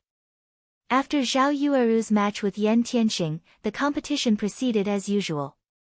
With each match, the audience's passion grew. After all, aside from Zhao Yueru, the weakest players who made it to the quarter-finals had reached the flowing water realm. However, faced with Zhao Yueru's unreasonable frostflame space, even peak experts would succumb to death. In this competition, players' cooldowns would reset upon finishing a match, and this included their weapons and equipment skills. As a result, Zhao Yueru could use Frostflame Space and Frostflame Oblivion in every one of her matches. If her main body remained alive, she could use Frostflame Hell as well. With the stage's limited amount of space to move around, her opponents had no hope of dodging both of her large-scale destruction spells. In the end, Zhao Yueru had won the championship, becoming the greatest dark horse in the competition this time around. At the same time, the Flame Witch's name resounded throughout the Black Dragon Empire as Zhao Yueru became the empire's #1 elementalist. As for this uproar's main perpetrator, Zhao Yueru found this situation somewhat unbelievable. If this had been a competition of combat standards, she wouldn't have made it into the top 30, yet she had won the competition with the help of the Frostflame's wrath. The strength of a fragmented legendary weapon had her mesmerized. Unsurprisingly, Zero Wing had become the #1 guild in this ranking competition and obtained the invitation to participate in the Secret Pavilion's upcoming internal auction. The Black Dragon Empire's official forums were ablaze with activity. Nobody could have imagined that a previously unknown guild would rise to become the competition's top guild. Zhao Yueru's astonishing prowess fascinated the Empire's players. She was the perfect combination of beauty and violence. Zero Wing will definitely rise in the Black Dragon Empire now. I heard that Zero Wing has been recruiting members in Lake Heart City. I'm going to apply when I have time. For a time, players swarmed Zero Wing's residence in Lake Heart City. Far more players wanted to join the guild than Gentle Snow had anticipated. To accommodate more members in the branch guild, she began her preparations to capture Hidden Fog Town, using this opportunity to develop her corner of Zero Wing. Big Sis Snow, over 10,000 third-rate guild members, who are allied with Crimson Castle, have secretly gathered at the guild's residence in Lake Heart City.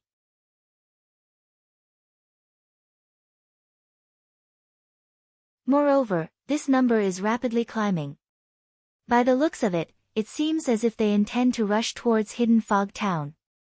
Unknown players have also ambushed many of our members grinding near the town. I suspect that this is Crimson Castle's doing. Crimson Fox is quite persistent. Since he can't take action openly, he's moving against us in secret. Gentle Snow frowned as she listened to her subordinate's report. Clearly, their previous agreement with Crimson Castle had been a farce. They're moving in secret. Revealing a faint smile, Feng reasoned, it seems that if we don't teach these guilds a proper lesson, they'll assume that Zero Wing is easy to bully.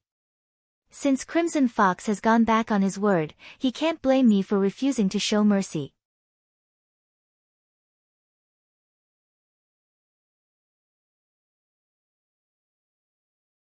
Chapter 1427, Causing a Storm with One Sentence. Snow, have someone compile a report on Crimson Castle for me. To be precise, I want information on the towns the guild controls.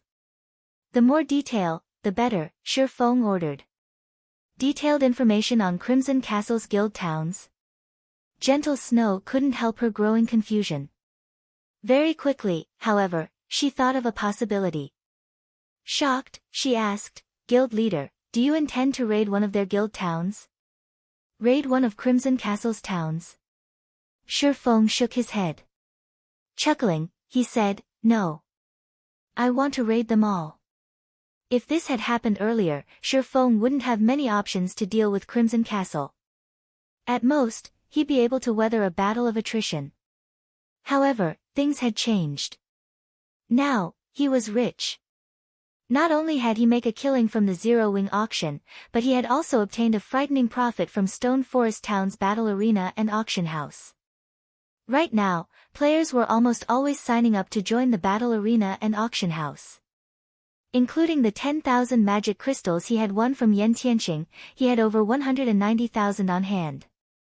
During the war with Heaven's Burial and the Monster Army, he only had around 50,000 magic crystals prepared. It had been impossible to maximize his war weapon's power. If he had had enough magic crystals during those battles, he would have easily won the war. Now that he had over 190,000 magic crystals, Crimson Castle was simply trying to get itself killed by daring to provoke him. He was even confident of capturing a first-rate guild's town with the resources he had available, let alone a second-rate guild like Crimson Castle. Raid all of Crimson Castle's towns. Feng's declaration shocked everyone in the VIP room. A guild town was vital to a guild's development.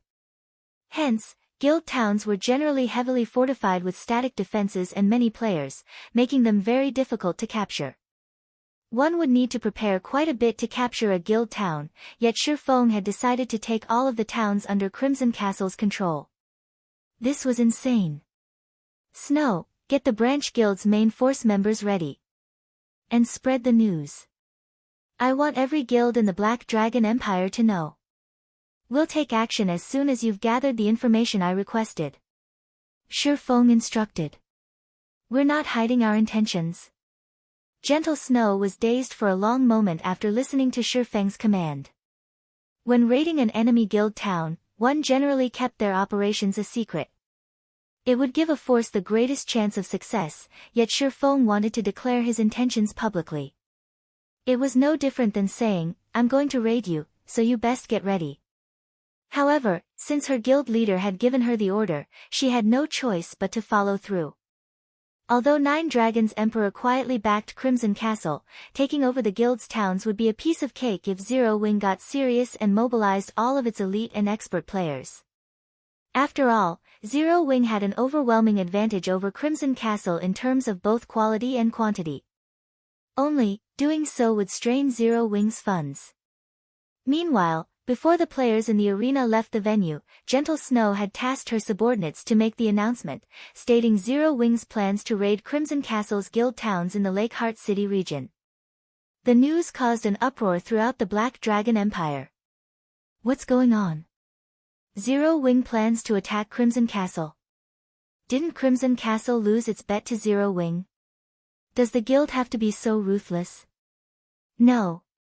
I've heard that a few third-rate guilds allied with Crimson Castle have mobilized their forces to cause trouble around Hidden Fog Town. It is clear that they are trying to keep the town out of Zero Wing's hands. Zero Wing's likely infuriated. Even so, isn't this unwise? Guild towns aren't that easy to raid. The majority of Zero Wing's forces are stationed in Star Moon Kingdom. With them so far away, it'll be even more difficult to capture Crimson Castle's towns. The players on the forums discussed the matter heatedly. Almost nobody was optimistic about Zero Wing's chances. Although Zero Wing had a branch guild in Lake Heart City, it lacked strength in the Black Dragon Empire. The branch guild simply wasn't on the same level as the main branch in Star Moon Kingdom. Teleporting players from Star Moon Kingdom to Lake Heart City was costly. In addition, Crimson Castle was allied with 4 other second-rate guilds. Those guilds would lend Crimson Castle aid if it were attacked. Even the Empire's first-rate guilds would struggle to raid one of Crimson Castle's towns. And even if success were possible, none of these guilds would be willing to pay the price. Ha ha ha. Zero Wing must have lost its mind. Do they think that our town's defenses are just for display? Crimson Fox, who had long since returned to his guild's residence, laughed when he heard the news. He had planned to fight it out with Zero Wing slowly, but it would seem that preparing for such had been a waste. Although the 2 towns Crimson Castle controlled were not particularly popular among the general populace, both were close to ore and herb-rich maps, and the guild and its 4 allies used them as resource warehouses. Naturally, he had invested plenty of resources in the town's defenses. Each town had 8 defense turrets, magic barriers, and other war weapons. Even a 200,000-man elite army wouldn't pose a threat to the towns. Furthermore, the 4 second-rate guilds had constructed temporary guild residences in both. Their members could reinforce the towns at a moment's notice. Even if Zero Wing mobilized all of its elite members, it could never capture their towns. Guild leader, we've just received a message from 9 Dragons Emperor's people. He said that he will send a 200-man expert team to protect both towns. Each team will also have 6 gnome cannons, Lonely Castle reported. 9 Dragons Emperor has also offered to ignore our previous failure, allowing Crimson Castle to remain the 5 guilds leader if we give Zero Wing a good beating. Go to the Dragon Phoenix Pavilion's messengers, and let 9 Dragons Emperor know that he can rest assured. Unless the sun rises from the west, Zero Wing's members should not even think about setting foot in Crimson Castle's towns, much less capture them, Crimson Fox responded confidently. Meanwhile, in the Dragon Phoenix Pavilion's residence in the Black Dragon Empire, Phoenix Rain nearly jumped in surprise when she received the news. She had never expected such insanity from Zero Wing. She immediately contacted Feng. Guild leader Black Flame, do you really plan to raid Crimson Castle's guild towns? Phoenix Raid asked seriously. That's right. Feng nodded. I beg of you to discard the idea. 9 Dragons Emperor is Crimson Castle's backer. Moreover, he instructed his subordinates to create resource warehouses in both towns. He's already stationed his personal Shadow Dragon Legion in the towns long-term, as well, Phoenix Rain explained. The Shadow Dragon Legion was one of the 3 trump card legions under 9 Dragons Emperor's command. Among the 3 legions, Martial Dragon's War Dragon Legion was the strongest. Although the Shadow Dragon Legion's overall strength was weaker than the War Dragon Legion, it was fond of large-scale battles. Hence, 9 Dragons Emperor had sent his men to protect Crimson Castle's 2 towns. Zero Wing had just made a name for itself in the Black Dragon Empire. Before accumulating sufficient strength, it was unwise to raid these 2 towns. The Shadow Dragon Legion. Feng had heard of the Legion before. In response, however, he simply chuckled and thanked the woman, "Thank you for your warning, Phoenix Pavilion Master. I will be careful. I still have much to tend to, so if there's nothing else, I'll be disconnecting the call now." Saying so, Feng ended their conversation.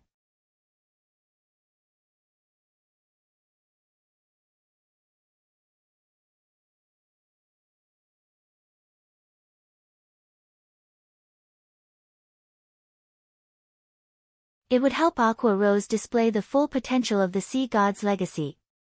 Feng was dazed for a moment. The Sea God's legacy. He had only hoped that Aqua Rose or one of the others would obtain the Sea God's guard legacy. He hadn't been terribly optimistic that one of them would actually obtain the Sea God's legacy. After all, The sea god's legacy even surpassed peak legacies.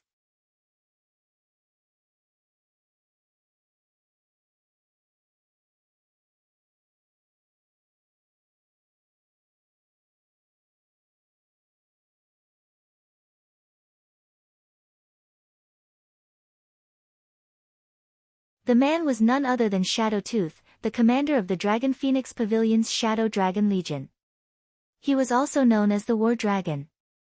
Not only had Shadowtooth risen to fame much earlier than Martial Dragon, but he had also left plenty of intense battle records in multiple large-scale virtual reality games.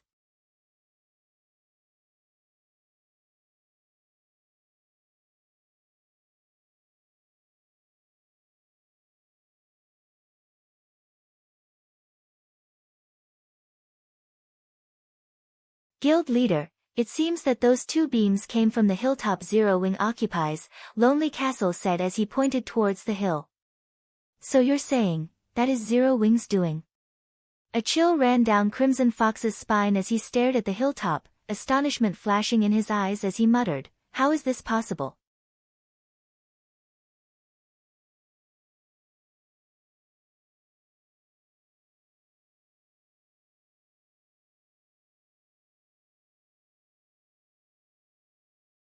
Nine Dragons Emperor has been secretly using Green Rain Town as a resource warehouse, so he has probably stationed the force there to protect the town, Feng explained. Guild leader, I don't think it'll be easy to take on the Shadow Dragon Legion and Crimson Castle's forces at the same time.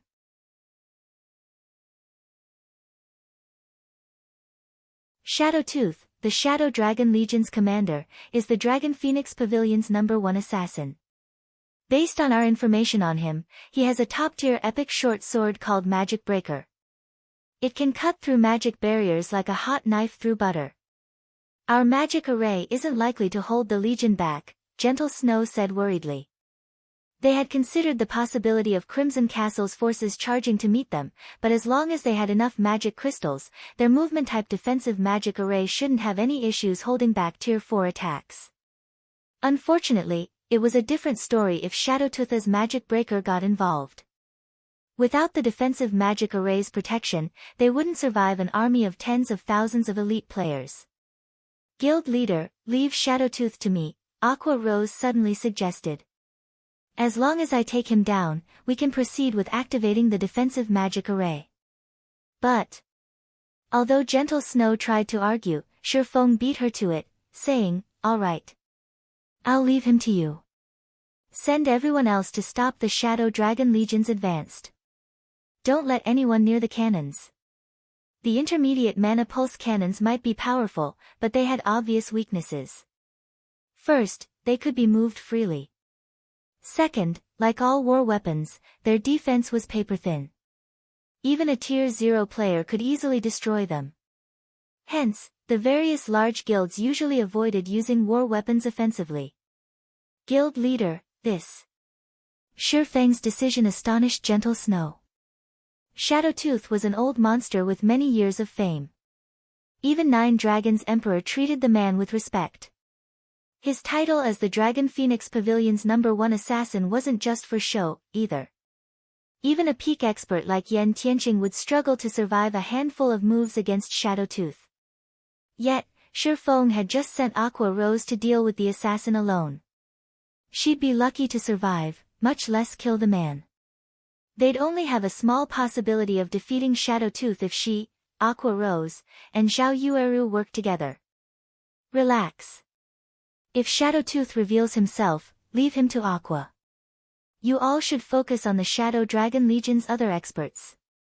At the end of the day, that is still one of the Dragon Phoenix Pavilion's trump card legions. The Force has plenty of refinement realm experts. Even with our berserk skills, we don't have much of an advantage, Feng said, chuckling. Not only was Aqua Rose a Tier 2 player now, but she also had the Sea God's legacy. Since she had offered to take on Shadowtooth, she was confident in defeating him. If her victory weren't possible, it wouldn't be too late to send Gentle Snow and Zhao Yueru as reinforcements. Suddenly, Negative Life announced, Guild leader, Crimson Castle has sent an army of over 10,000 players. The Shadow Dragon Legion's members are also spreading out. By the looks of it, they plan to split into 4 groups. They sure reacted quickly. Alright, let's fire a round at Crimson Castle's members first, Feng ordered when he noticed the intermediate mana pulse cannon's cooldown coming to an end. Aqua, Snow, Yueru, Negative, lead teams of 200 players and intercept the Shadow Dragon Legion. It's about time we teach this legion that Zero Wings shouldn't be provoked. Understood. Zero Wings members couldn't help their growing excitement. Fighting a trump card legion from a super first-rate guild would be far more fun than fighting a bunch of elite players.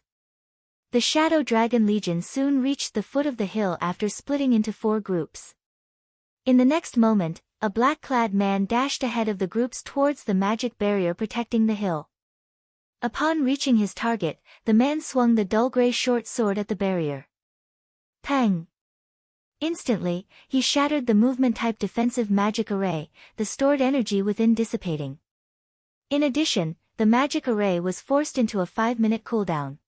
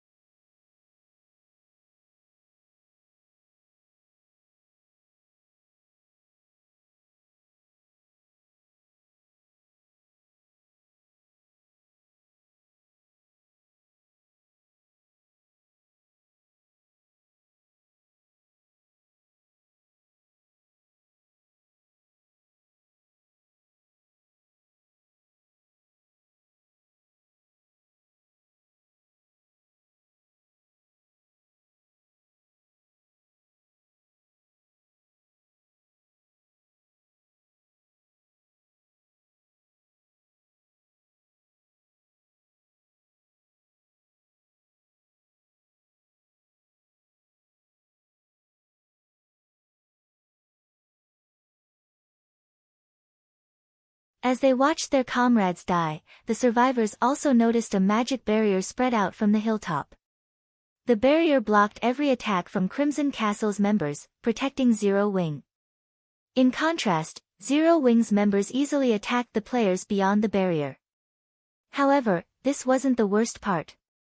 Without warning, a level 72, Tier 3 demon with fiery wings had appeared over Crimson Castle's army. Gathering mana in its palms, the demon created a fireball the size of a small mountain before hurling it at unsuspecting players. Instantly, over 100 players vanished. Impossible.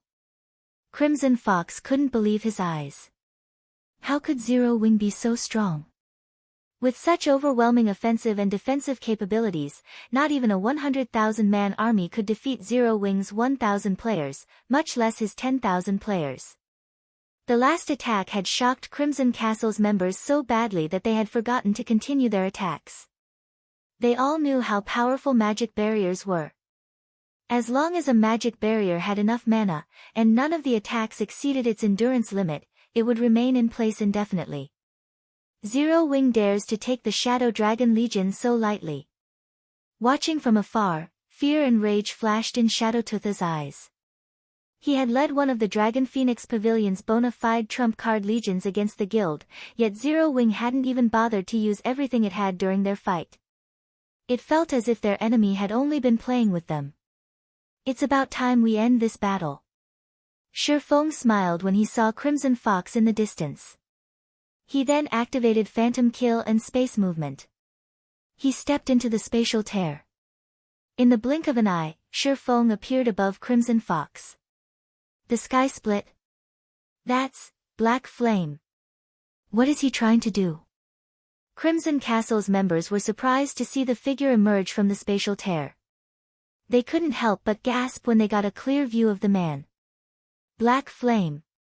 Although Feng's appearance surprised Crimson Fox, he reacted quickly and retrieved 2 Tier 3 magic scrolls from his bag. Sneering, he growled, "You dare stand before me? You must be trying to die." Over 15 yards separated the two guild leaders. Crimson Castle's top-tier experts surrounded them. He even had a Tier 3 defensive scroll and Tier 3 single-target attack scroll. Killing a peak expert should be a piece of cake. Die! Crimson Fox unfurled the Tier 3 single-target attack scroll.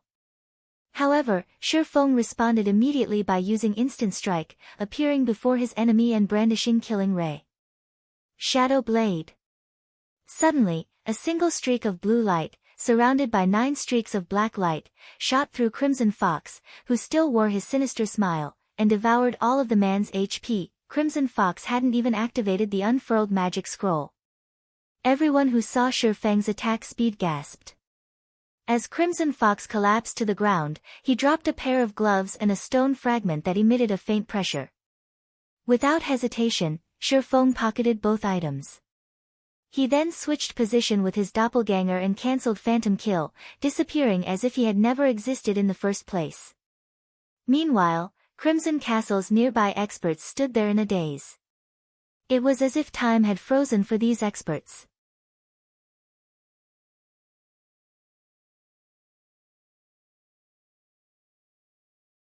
Chapter 1437, Black Dragon Empire Shocked. This is a lie, right? He actually disappeared. Is he a ghost? Crimson Castle's members stared in shock at their guild leader's motionless body. Everything had happened too quickly.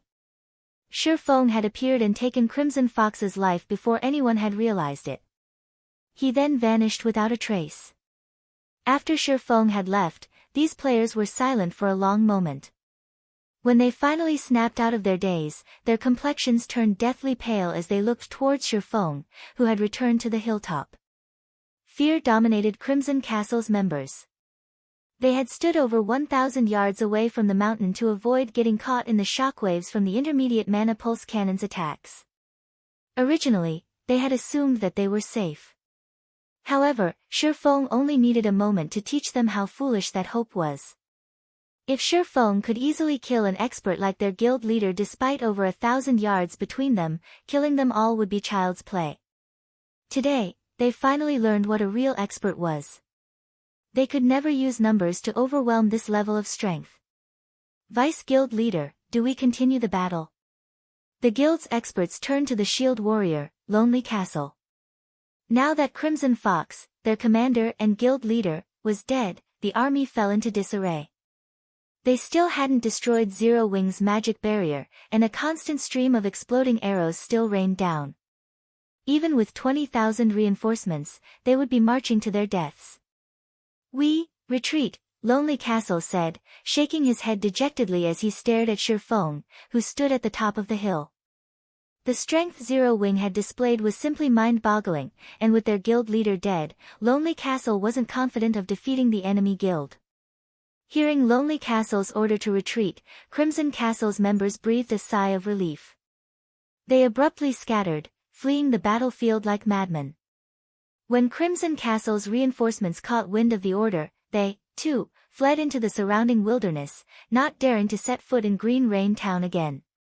The guild members in Green Rain Town began to evacuate, afraid that the intermediate mana pulse cannons would obliterate them if they weren't fast enough. Meanwhile, news of Zero Wing's victory spread throughout the Black Dragon Empire. Although guilds fought each other every day in the Empire, large-scale siege wars were rare. After all, no guild wanted to lose an advantage.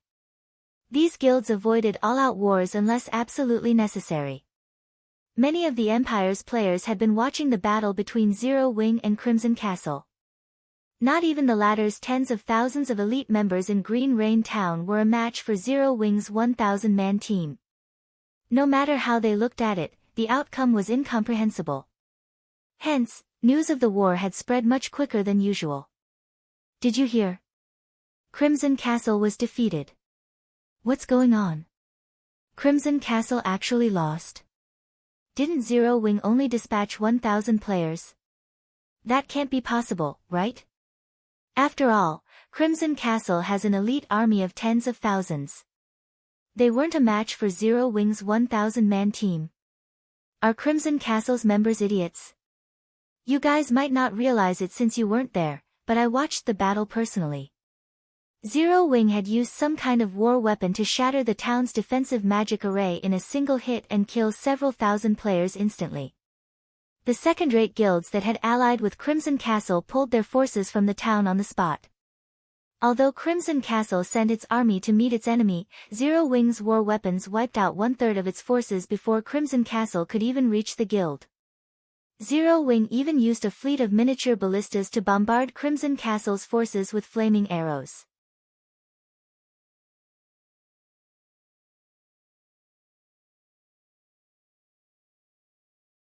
At the same time, they also understood why Crimson Castle had lost. What a joke! With a few more attacks of that scale, Green Rain Town would fall to ruin. Crimson Castle hadn't had any hope of winning. In fact, that battle couldn't be called a fight. This had simply been one-sided bullying. The number of miniature ballistas Zero Wing had employed in the end had been particularly ridiculous. How was a player army supposed to stand against so many war weapons? Meanwhile, the recording of Crimson Fox's death at Feng's hands showed the Black Dragon Empire's players what a Sword King truly was. So, that is Zero Wing. Everyone's eyes glowed when they watched Zero Wing's overwhelming power. Although Zero Wing's performance in the ranking competition had been frightening, it had only proven that the guild had powerful experts. To the Black Dragon Empire's players, Zero Wing had a long way to go before it could compare to the other large guilds' foundations.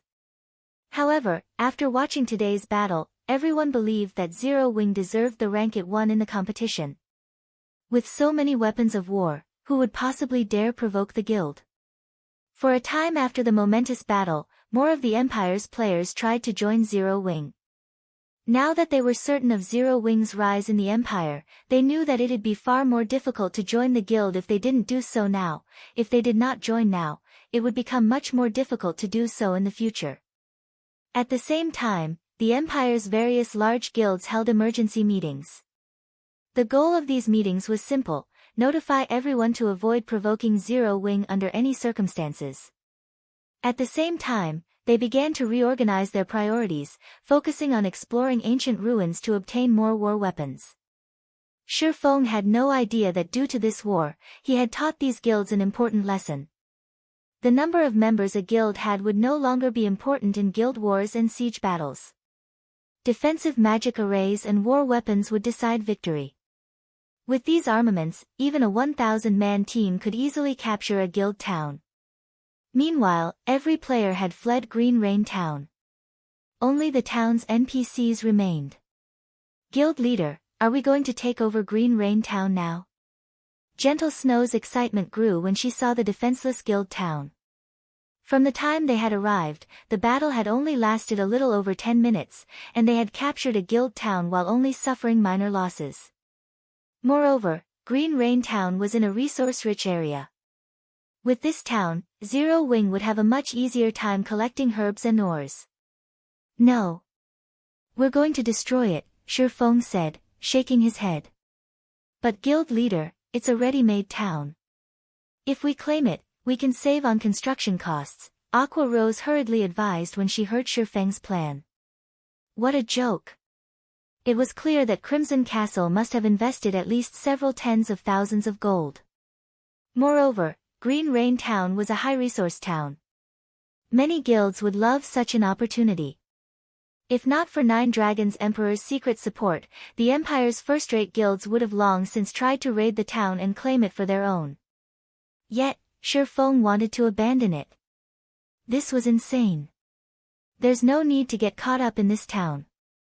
We have a much better option, Feng said, smiling. He then took a blood-red stone that radiated a faint pressure from his bag. This was the stone that had dropped from Crimson Fox's body.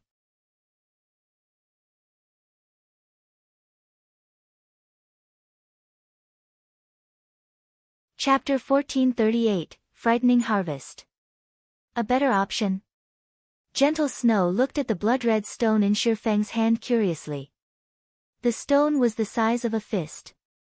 If not for the faint pressure radiating from it, it would be easily mistaken for an ordinary red gemstone. This isn't just an ordinary stone.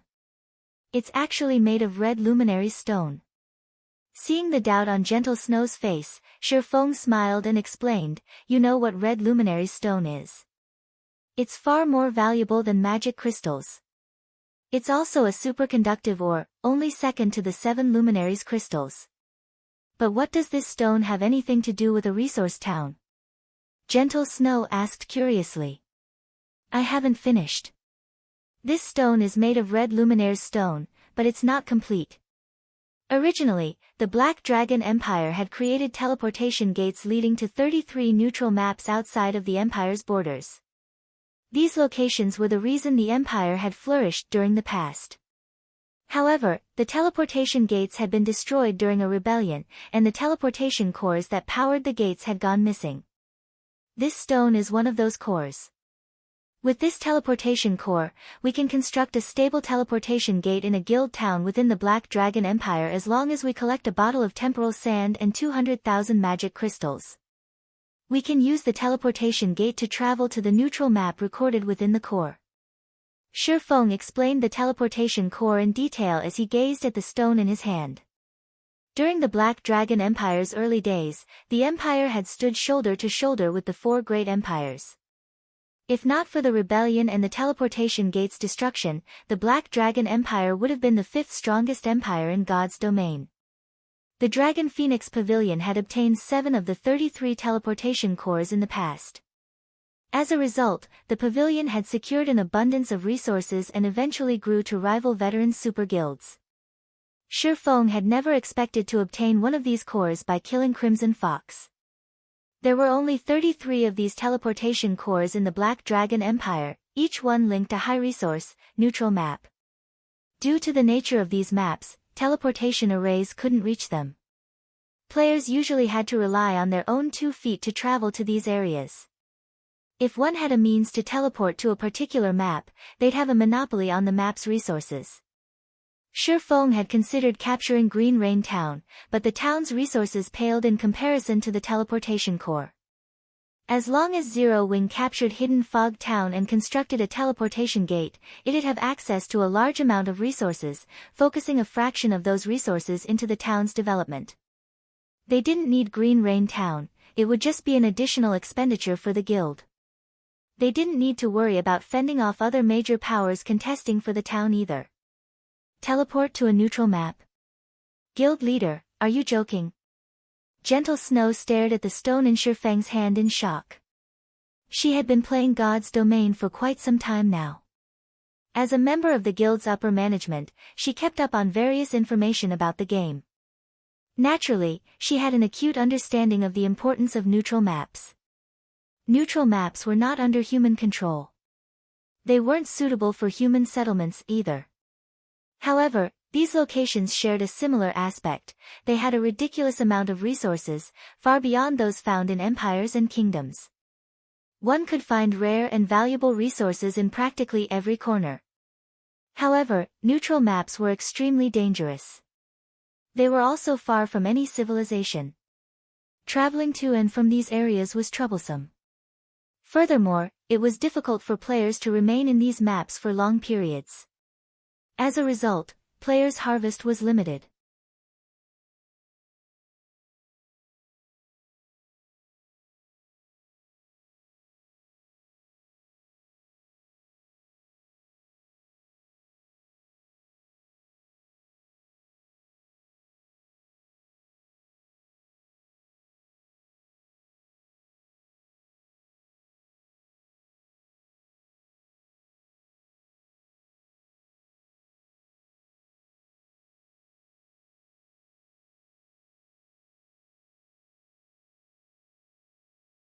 Chapter 1440, Tier 5 Sacred Magic Night. Sir, this is the Countess's mansion. Outsiders are prohibited from entering. As soon as Feng set foot in the compound, an elderly man in a black suit appeared before him. Outsiders are prohibited. Feng was curious as he looked at the old man. Milton, Countess's steward, human. Level 140. HP 55, 000/55, 000/000. Although this was a countess's mansion, Countess Katie Green was the proprietress of many of the Empire's black market shops. She often had business with many NPC merchants. Hence, she never restricted entry to her mansion. He hadn't encountered a single servant during his previous visit, yet entry was now restricted. It was clear that the Countess had grown cautious. If he did not deal with this situation properly, he might further agitate the Countess. She might even move her base of operations elsewhere. Fortunately, he had the Nightwalker's cape. The Countess wouldn't easily see through his disguise. Hello. I've heard that the Countess is interested in mana stones. I have quite a few on hand. May I know if I can speak with her ladyship? Feng said as he revealed his Demon Hunter title. The Demon Hunter title granted him the authority of a world noble. As such, he enjoyed the status of a noble throughout all of God's domain's human territories. With this title, he could even gain access to a duke's home. So, you are Lord Demon Hunter. Please, follow me. Milton immediately adopted a respectful attitude upon seeing Feng's title. The old man then led Feng into the mansion. In the past, Countess Katie Green had been quite famous in the Black Dragon Empire. There were two reasons for her renown. The first reason was Countess Katie Green's ownership of the black market in Black Dragon Empire's Abyss City.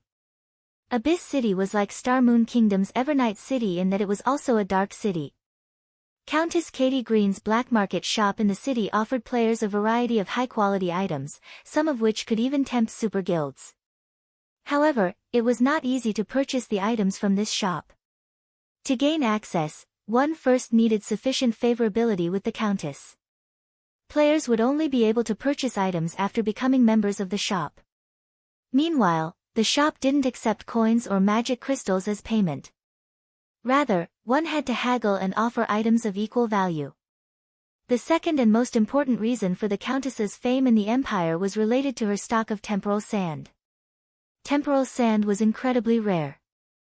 Normally, players only had a chance of obtaining a few grains from super large-scale team dungeons. Depending on the dungeon's difficulty, the drop rate would vary. However, even normal mode super large-scale team dungeons were no walk in the park. These dungeons were generally reserved for large guilds and a small number of well-known and top adventurer teams. Due to its rarity and many uses, temporal sand was an extremely valuable commodity. Normally, the various large guild reserved it as a strategic resource. Fortunately, one could purchase temporal sand from Countess Katie Green, but there was a limit of 100 grains per day.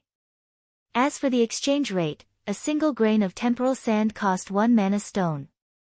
This price was a testament to the grain's value.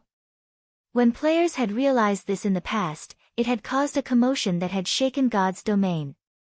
Eventually, though, the Dragon Phoenix Pavilion had monopolized this privilege.